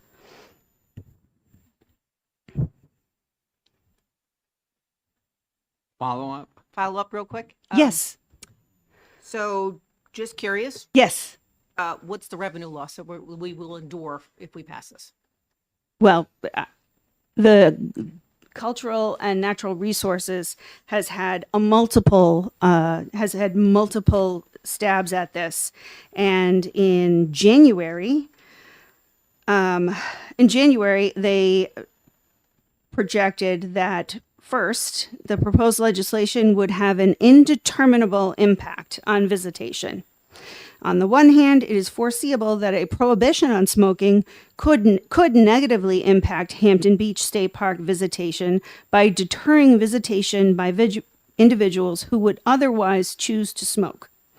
The prohibition at Hampton Park State Beach could therefore cause visitation to increase at other state park locations that do not prohibit smoking.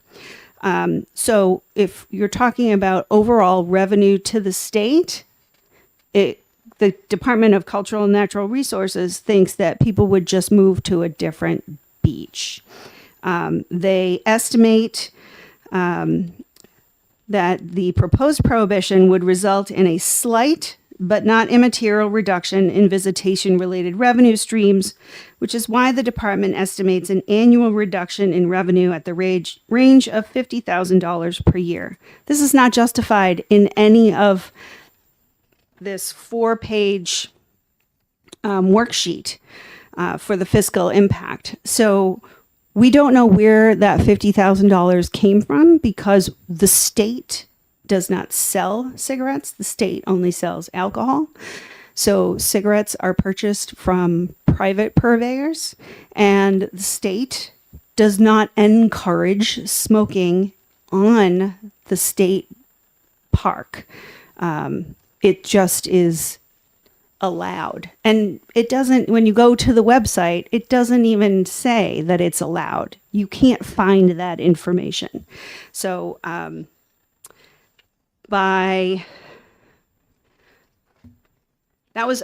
was November. By January, they had changed their opinion and had come up with non-enforcement challenges and enforcement implications.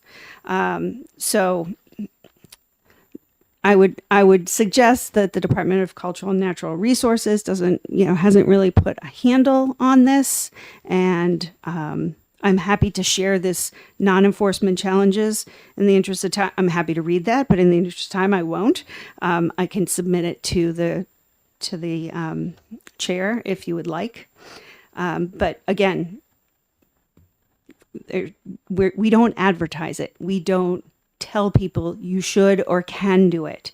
And because we don't have any sort of education or signage or any sort of rules, we don't have any ability to ask people to clean up after themselves and maybe don't put your cigarette butts in the sand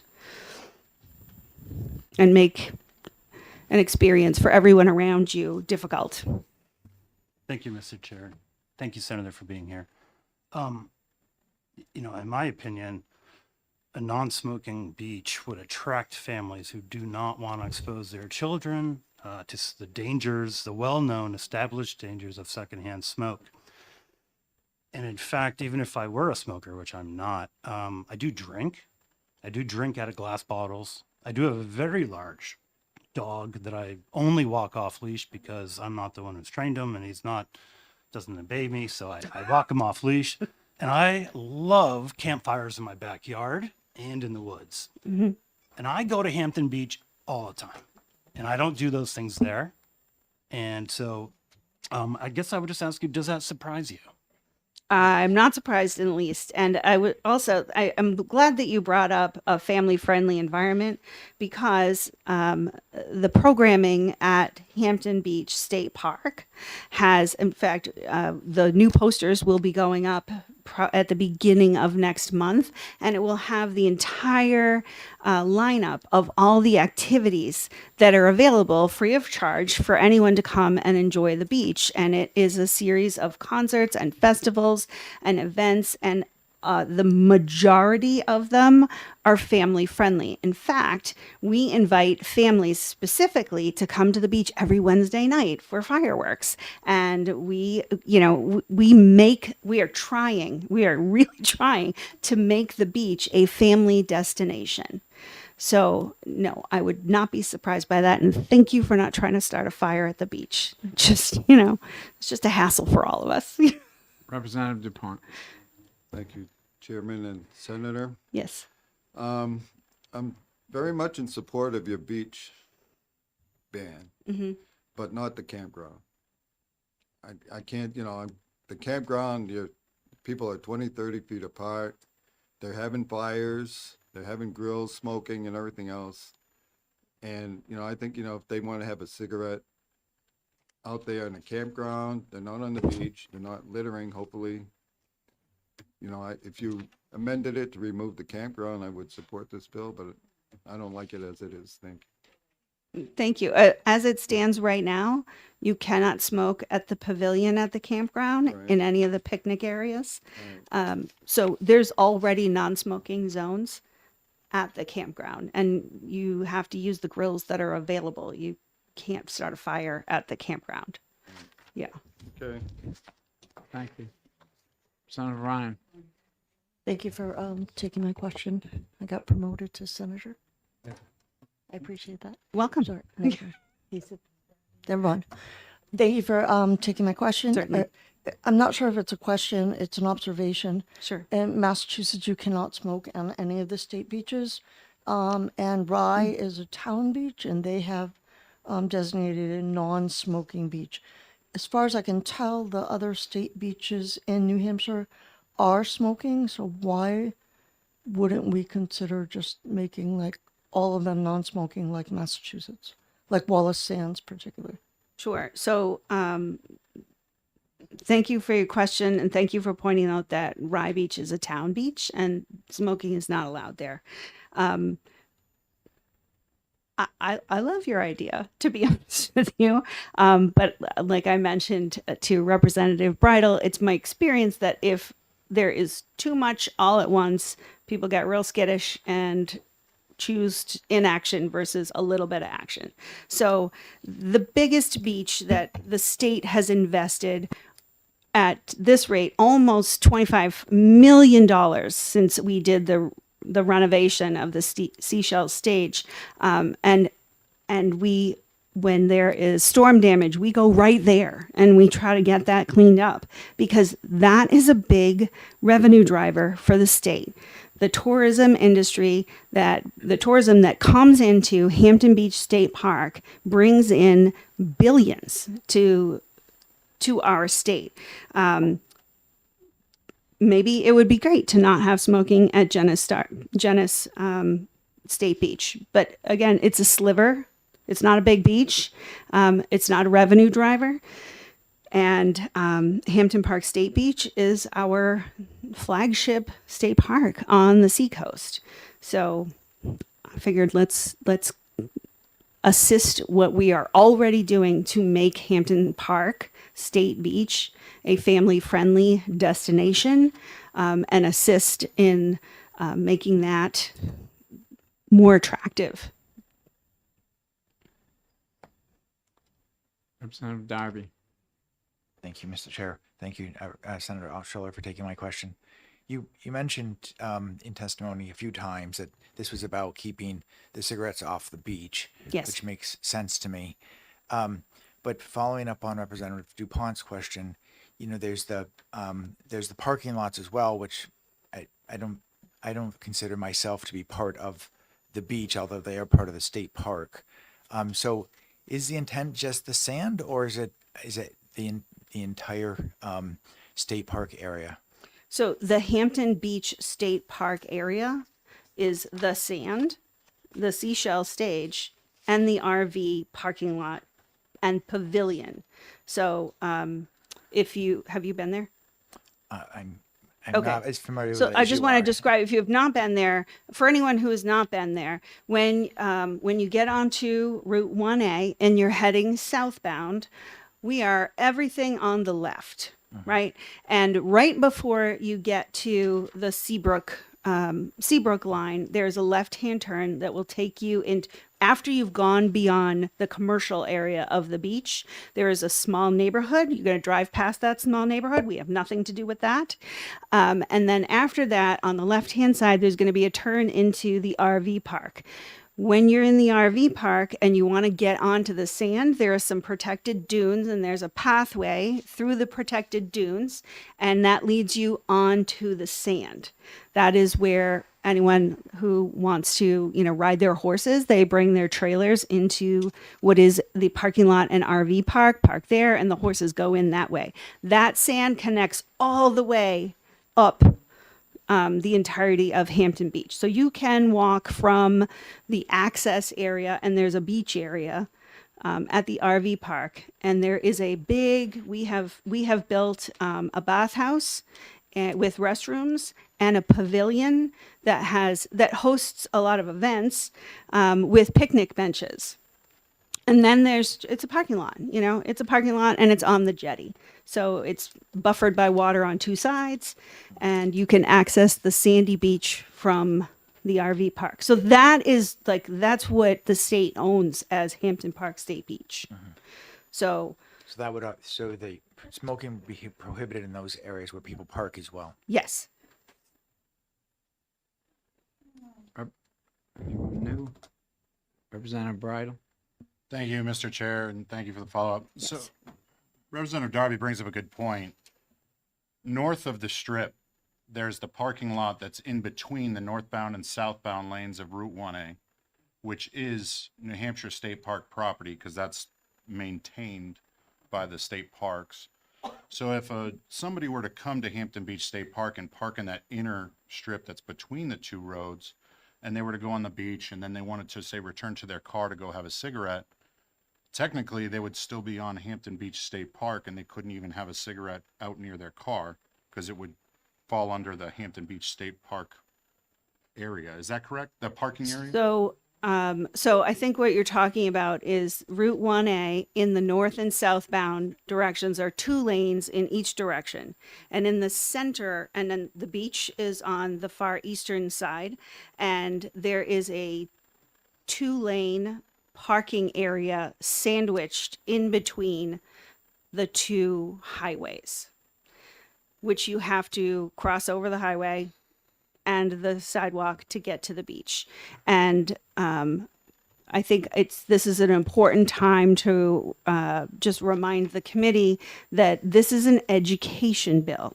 So if you wanted to be a stickler, sure, that would also be state park property.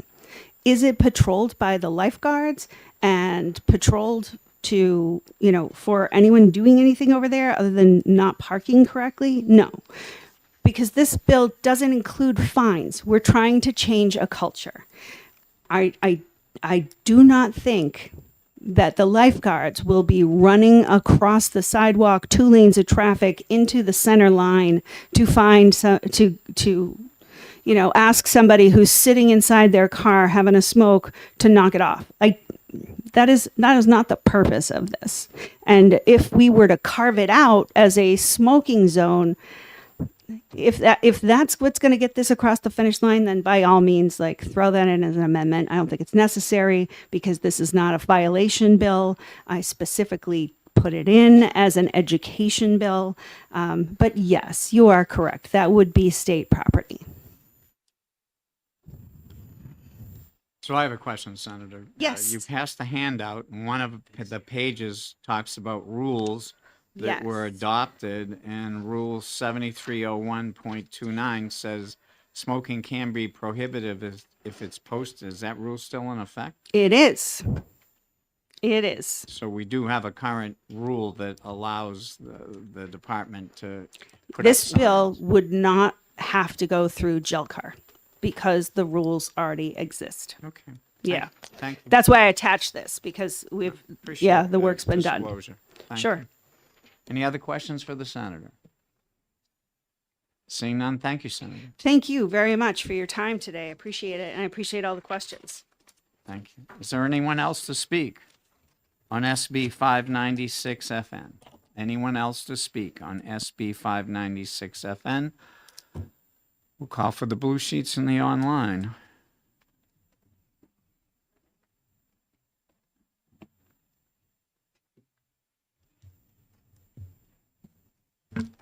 The blue sheet is blank, and online 3 are in favor, 1 is opposed. Thank you.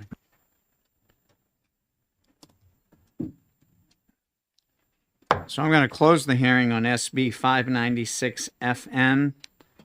I'm now going to open the executive session on SB 596 FN, and I believe Representative Donnelly, do you have a motion you want to make? Thank you, Mr. Chair. I'd like to make it. What? You didn't ask if we've already accepted it. Can we accept it after the next bill? No, I didn't ask. Okay. You want time to caucus with your people on this because you hadn't done it during lunch? Yeah, we did. Okay. So I'll hold it until after the next bill, and I'll allow you to take a 5-minute break to do that. Okay, so Representative Donnelly, hold on to your motion. So I'm going to continue the exec session until after SB 598, when that concludes. So I'm going to continue that. And now I'm going to open the House hearing on SB 598, establishing the Cyanobacteria Mitigation Loan and Grant Fund Task Force. I have a whole bunch of cards, and here's another one.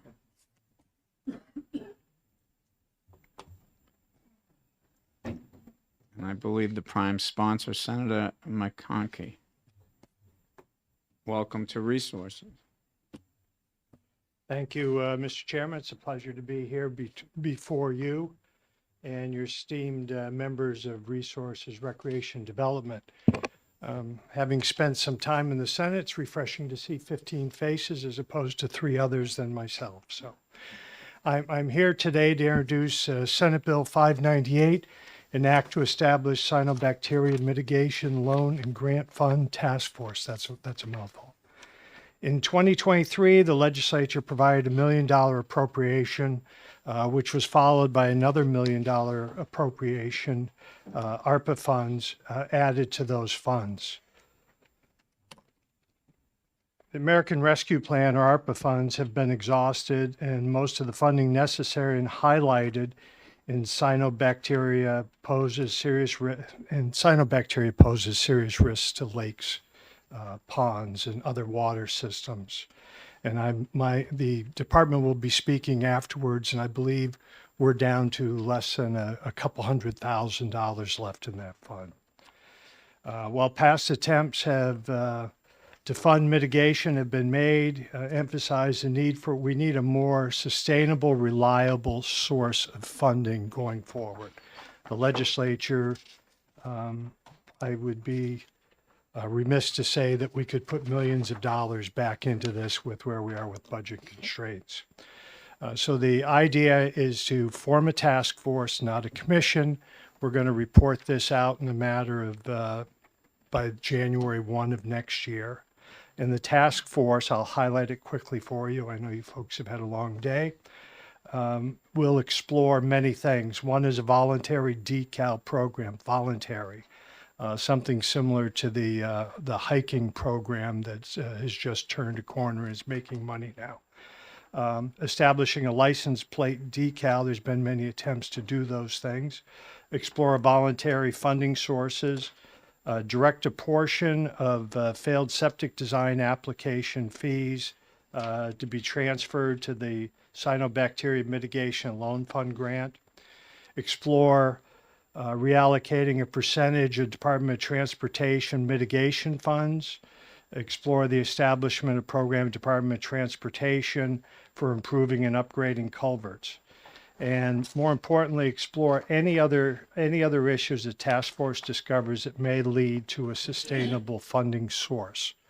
Plan on bringing everyone in the room, all the departments, all the shareholders, the Lake Association, the rivers, and pound out what we think is going to work. And then that will allow time then to come forward with legislation if need be next year. That's what I have for you. Thank you. Take question. I'd be happy to. Any questions? Representative Darby. Thank you, Mr. Chair. Regarding the legislation next year, if it doesn't come through until January 1st, the report, are we going to have time to file a LSR? It is our hope that the majority of our work is going to happen over the summertime, and that we will have those nuggets to come forward and with plenty of time. Thank you. It's a pressing issue. It needs to be done. Representative Nab. Thank you, Mr. Chair. I know there's some concern in this House about establishing more commissions. Could you just clarify what the difference is between a task force and a commission? I wish I was more noted in that. The task force is a shorter term process, and the whole idea is to get these people in the room, and I'm going to keep them in there until we come in with a way to fund this, and we're going to come out of that at the end of the year. So, as opposed to a commission that could potentially drag on and have other reports. I think he's volunteering to be on the commission or the task force. It says one member of the Senate, so. Any other questions for the senator? Senator Donnelly. Thank you, Mr. Chair. Thank you for taking my question. As you may be aware, I did put forward a bill to actually expand the Exotic Aquatic Weeds and Species Committee to incorporate cyanobacteria and other algae blooms into that overall committee and studying it. And one of my questions would be, is I was looking through your bill, I noticed that we have practically the same exact leads for honor both of this committee and your task force. Would you be open to this task force, this particular item to be looked at by this particular committee if the algae and cyanobacteria changes that we want to do with House Bill? I'm sorry, I lost my House Bill. Thank you. House Bill 1148 passes the Senate. If that passes, we could easily put that into that committee to take a look at and do the work that's needed for this, considering we have practically the same exact leads from each of these committees to do this. And in this committee I've been chairing, we've actually done this in the past. Where we've done decals, we've done different changes, different legislation has come out of this specific committee for this. Would you be open to that? Thank you, Representative Donnelly, and I do like your legislation in House Bill 1148. And I think if I can't get this done in the task force, then I think then it should be sent over to you folks. But I've had energy already with the department, DOT, transportation, DES already, and we've already started these conversations without formulating something. So I'm suggesting that you allow this to move forward, and whatever work we can accomplish, because I think we're already off and running, we then pass it on to you as a suggestion. I wouldn't want to hold up your legislation. Thanks. Any other questions for the senator? I don't see none, Senator. Thank you very much for your Thank you for your testimony. time. Amy Schmagula, New Hampshire DES.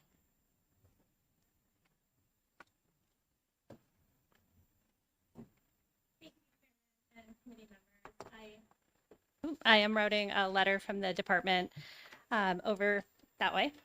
My name is Amy Smagula, and I'm the Chief Aquatic Biologist and Director of the Limnology Center at the department. I also am the person who coordinates the Cyanobacteria Mitigation Loan and Grant Fund program, so I can answer questions that are very specific to that. A few weeks ago, I was here testifying on other bills related to cyanobacteria, so I'm not going to go into a lot of detail and spare you that. But I do just want to put out a couple of statistics relative to the issue. New Hampshire routinely has about 60 to 70 different water bodies each year that do bloom with cyanobacteria. And we do find that about half of those are toxin producers. So we are seeing that in the state. As Senator McConkey said, we did receive some funding for mitigation efforts in the state in the last couple of years. And that funding is down to about $200,000. And about 100,000 of that is already earmarked for some efforts down in the watershed of Babuzik Lake in Amherst and Merrimack. So we're sitting with about $100,000 that's available, which won't fund a whole lot of projects. With that $2 million that we had initially between the million that was appropriated from the legislature and then the million from ARPA, we only funded 11 projects from that. And that's because the projects are upwards of $500,000 each or a couple $100,000 each. That's in-lake projects or big watershed projects to mitigate stormwater runoff and other things that are affecting the quality of our lakes and ponds that are leading to blooms. So that's sort of context there for the level of grants that we look at. New Hampshire also has a statewide cyanobacteria plan that has a lot of different elements related to it. And one of them is expanding and diversifying funding sources related to cyanobacteria mitigation. So this bill does speak directly to that, and it does focus exclusively on the funding mechanisms for that effort, as opposed to other committees that could focus on more policy or other strengthening elements of the program.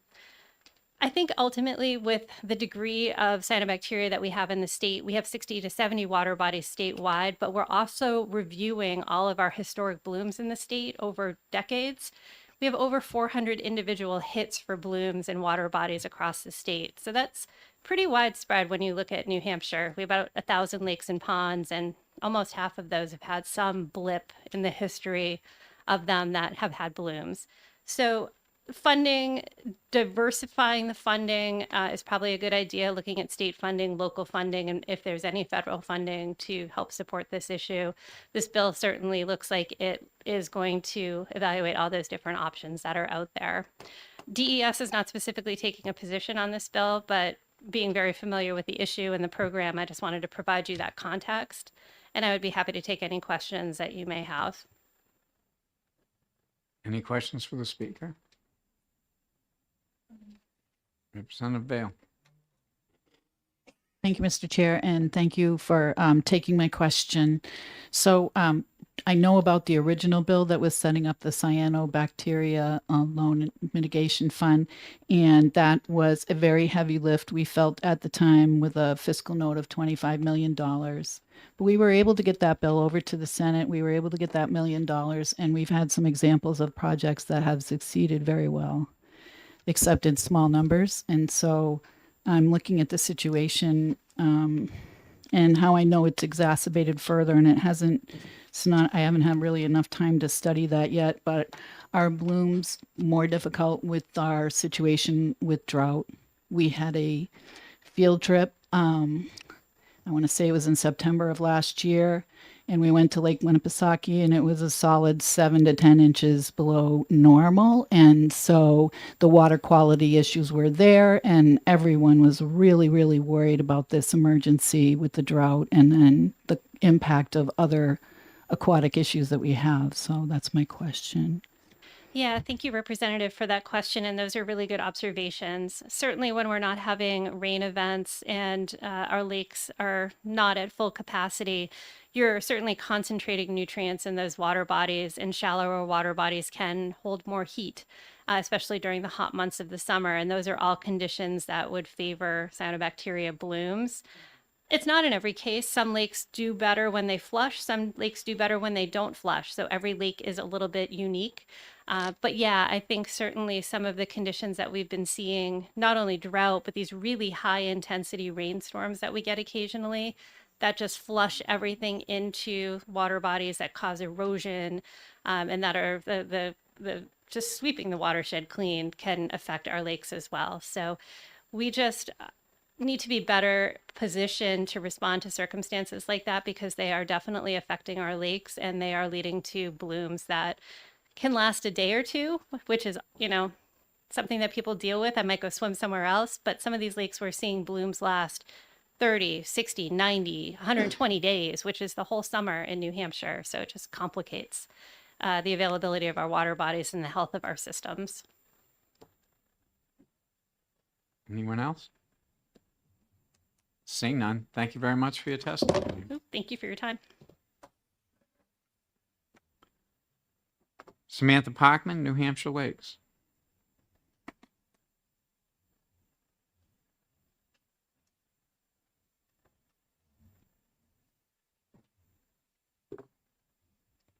Hello, Chair and Committee, and good afternoon this time. I am Samantha Parkman, the Community Engagement Coordinator for New Hampshire Lakes. We are a statewide nonprofit organization dedicated to restoring and preserving the health of New Hampshire's lakes, and represent approximately 150 lake associations, community groups, and thousands of individuals across the state. We've seen harmful cyanobacteria blooms continue to increase in frequency and severity across New Hampshire over the recent years. And as Amy had mentioned, the Cyanobacteria Mitigation Loan and Grant Fund has already supported really important work by these nonprofits and lake and watershed associations to prevent and mitigate cyanobacteria blooms, with that fund now nearly depleted with about $100,000 left usable. There is no single or simple solution to funding cyanobacteria mitigation at the scale required. We believe this bill will be a great critical step towards identifying a sustainable long-term funding solution for the fund.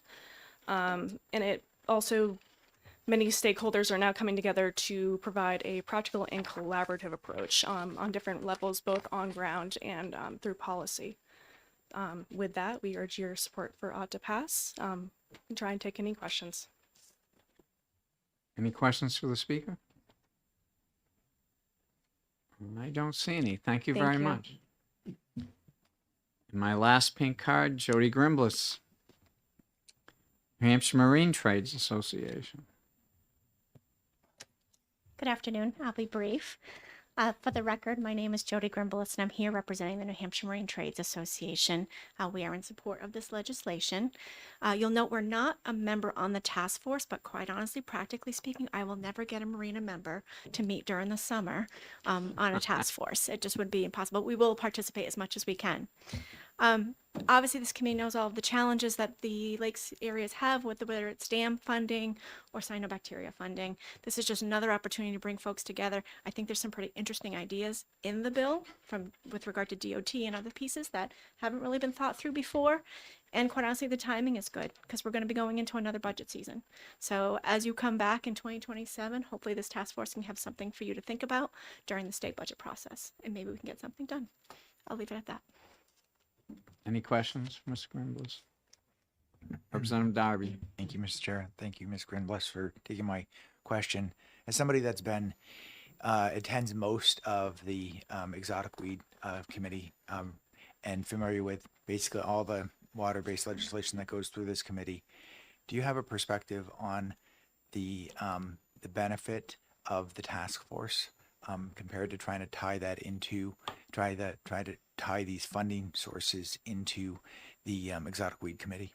I do, and the reason I do is when you read the bill, there are a couple of different ideas.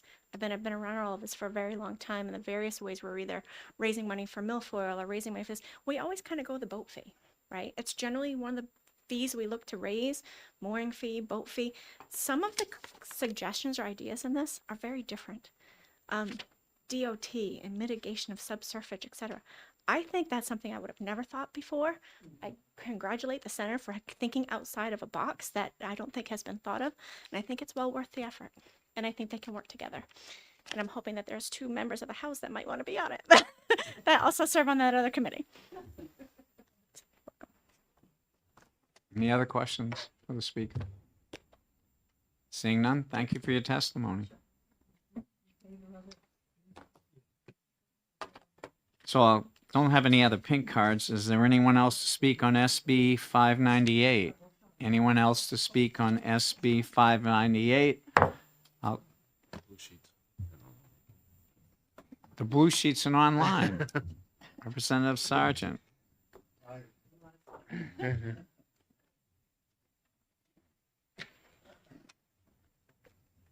On the blue sheets, there are 2 in favor. Online, 115 in favor, 4 opposed.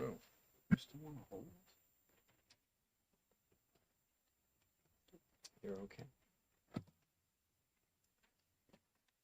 So now I'll close the hearing on SB 598, and we're going to take a 5-minute recess. The Republicans can stay in the room. The Democrats are going to caucus. I might suggest that you caucus on SB 596 and SB 598, and we can come back and decide on those 2 bills. So we have a 5-minute recess. Thank you. Please shut off your mics if they're on.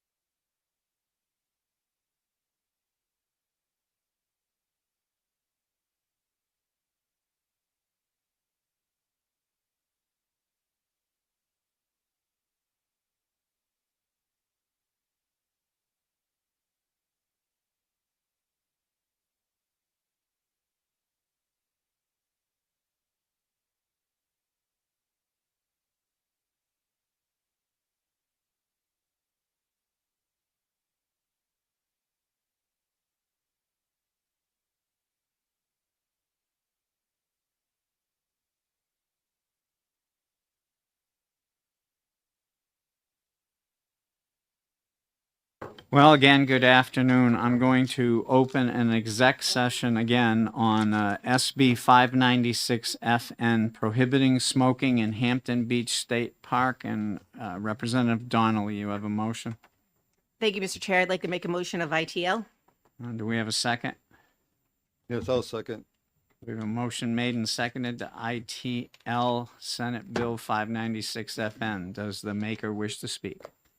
Yes, thank you very much. So after hearing testimony and actually just also reviewing the rule already that exists, the rule of 7301.29 that was added to the handout, the Department of Natural and Cultural Resources has the authority to prohibit smoking in portions of the beach. If they wanted to expand that areas of where they'd like to, prohibit smoking, they have the ability to do this. So I don't see this legislation needed because it circumvents the Department of Natural and Cultural Resources from their authority. In addition, I think it would actually affect the revenue of our state by having one beach that would say no, they're not allowing it. But again, that's up to the Department of Natural and Cultural Resources to have that authority, I believe. Thank you. Representative DuPont, do you wish to speak? Yes, thank you. I also didn't like the part where she included the RV park in this bill. I think that would be a revenue hit and for the tourists. And Thank you. Anyone else wish to speak on the motion of ITL? Representative Neb. Thank you, Mr. Chair. I'm going to oppose the ITL motion.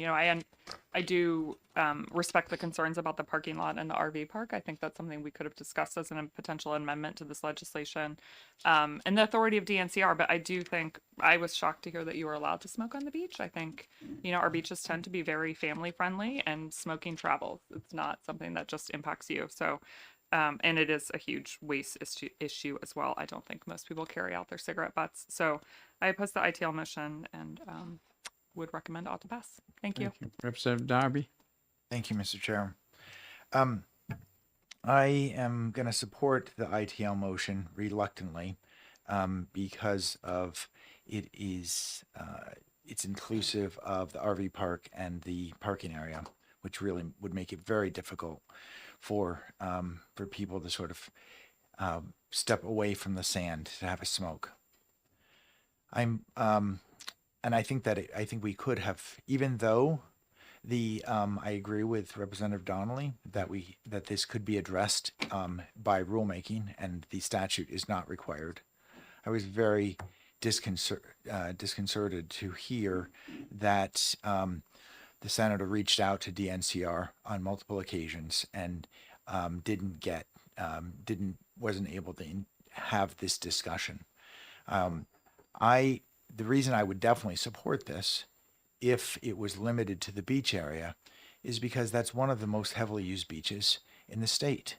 Having cigarette butts, which is where the vast majority of people, when they're done smoking, put them on the beach, all over the beach, is I think it's an eyesore, and I think it basically diminishes the draw to the beach. In fact, I think if there was no smoking at the beach, it would increase the visitation instead of decreasing it. It's especially based on the number of people that have the decrease in overall smoking rates over the years. So I'm trying to make 3 points. One is I'm going to support the ITL. Two is I think that DNCR should meet with the senators when they have reasonable things to talk about. And three is I think that there should be no smoking at Hampton Beach proper. Thank you. Representative Sargent. Thank you, Mr. Chair. I respect my colleagues on this committee, but I believe finding the bill ITL is the wrong call. And I just want to say why quickly.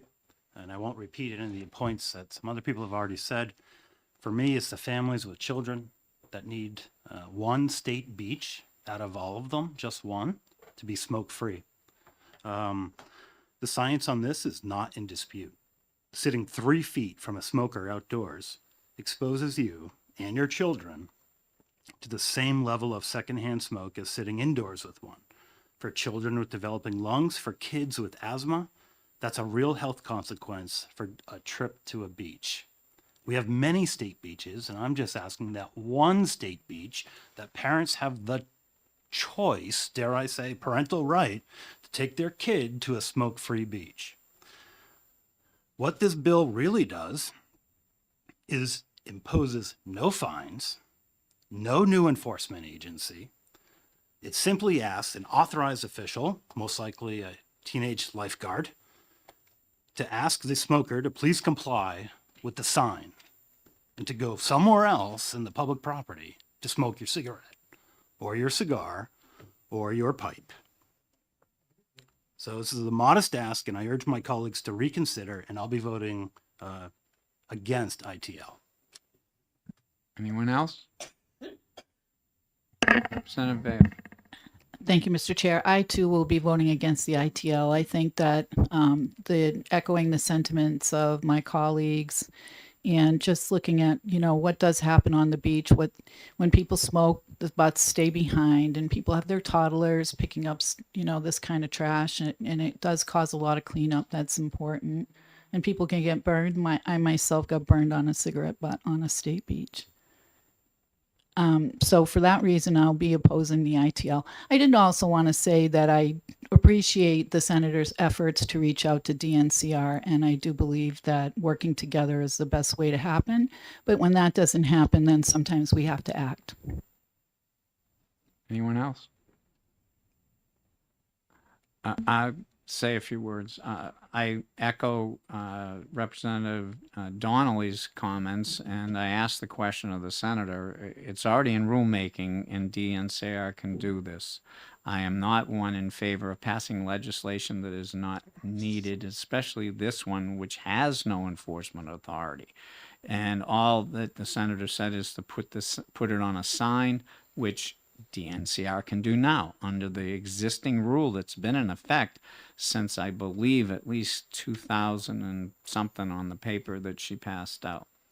And secondly, I am sure that myself and Representative Vail, who sit on the State Parks Advisory Committee, will bring up this matter to them, especially for communication purposes, that whether it's a senator, a representative, or a citizen, I think we all agree communication is vital. But I will make a point at the next State Parks Advisory Committee meeting to bring it up, and I'm sure Representative Vail, who sits on that also for years with me, will echo my concerns and see what we can do to accomplish something on that matter. So if no one else has any more comments, I'll ask the clerk to read the rules on ITL on Senate Bill 596 FN. Representative Dunn, Yes. Representative Gould, Yes. Representative Davis, Yes. Representative Donnelly, Yes. Representative Bridle, Yes. Representative Dupont, Yes. clerk votes yes. Representative Tremblay, Yes. Representative Nab, No. Representative Vail, No. Representative Baldwin, No. Representative Darby, Yes. Representative Ryan, Yes. Representative Bucos absent, Representative Sergeant, No. Mr. Chairman. Yes.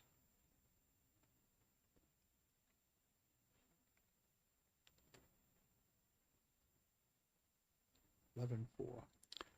11-4, will there be a minority report? Yes, we'll write one.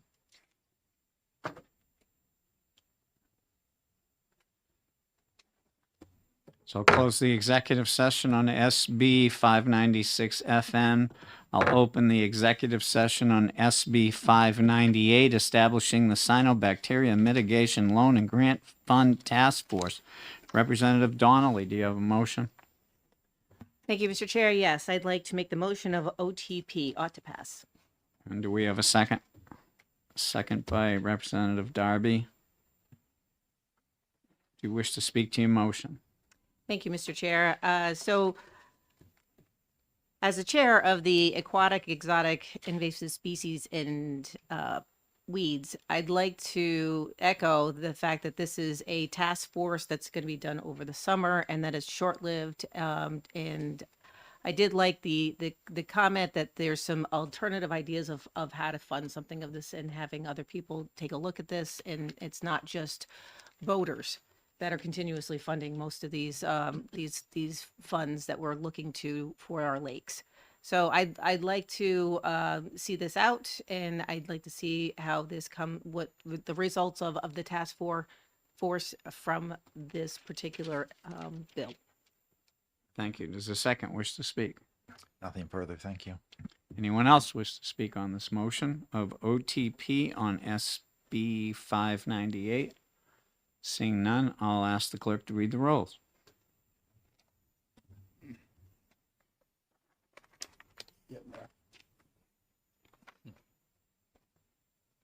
Representative Dunn, Yes. Representative Gould, Yes. Representative Davis, Yes. Representative Donnelly, Yes. Representative Bridle, Yes. Representative Dupont, Yes. clerk votes yes. Representative Tremblay, Yes. Representative Nab, Yes. Representative Vale, Yes. Representative Baldwin, Yes. Representative Darby, Yes. Representative Ryan, Yes. Representative Bucco is absent. Representative Sergeant, Yes. Mr. Chairman, Yes. 15-0. 15-0. Consent? On consent. So I'll close the executive session on SB 598 and ask the members to stay for a moment. Currently, that only leaves us SB 450 FN on that pilot program in the state parks. We just need to take that up. But I say currently because I'm told there may be more bills to be assigned by the speaker. I don't know if any of them are coming to us. We had 5 and then we jumped to 8. But if we do not get any more bills, that would be our last bill. And many have already approached me and said, could we do that during a session day so that we're not having a whole day to come here for one bill? And Representative McNabb and I will talk about how we can structure that. I just got to get us a room someplace. But that being said, if we don't get any more bills, this is the last time in this session that we'll be in this room. And next year we won't be in this room. I have been asked before, so our research assistant, for staying. She's going to take a group picture. And then I'll distribute that to everybody because she'll take it with my phone. And I want to thank everybody for a good session. This committee has not changed how we act. We act very reasonably, considerate of everybody. We don't fight in this committee. We're all concerned about the state good and the public good, and our bills go that way. And it's a pleasure to be the chair of this committee, where I think we give a good example for everyone else how the House should act. And I want to thank, that's everybody working together. And I want to thank everybody, especially the leadership on the other side. We do get along, even though sometimes I mispronounce her name. But we are good friends, and that's what it's all about. I always remember Tip O'Neill and Jack Kennedy, and how it doesn't matter what side you're on as long as you go for the public good and vote that way. And we all do, everybody. So I want to thank you for that. It's a pleasure to be your chair. I'm very fortunate. As you know, besides getting the gavel, I think that's what I get, right? And I lost my special parking space at the LOB, so I don't know. So I get the pleasure of having, being able to serve you in the state, and I appreciate that. So if you don't mind, if you want to all pile behind us here in the front row, we'll take a group picture. 592 is the second of that. The second 592. Oh, you want to sit up here? Okay. All right. That's what we'll do.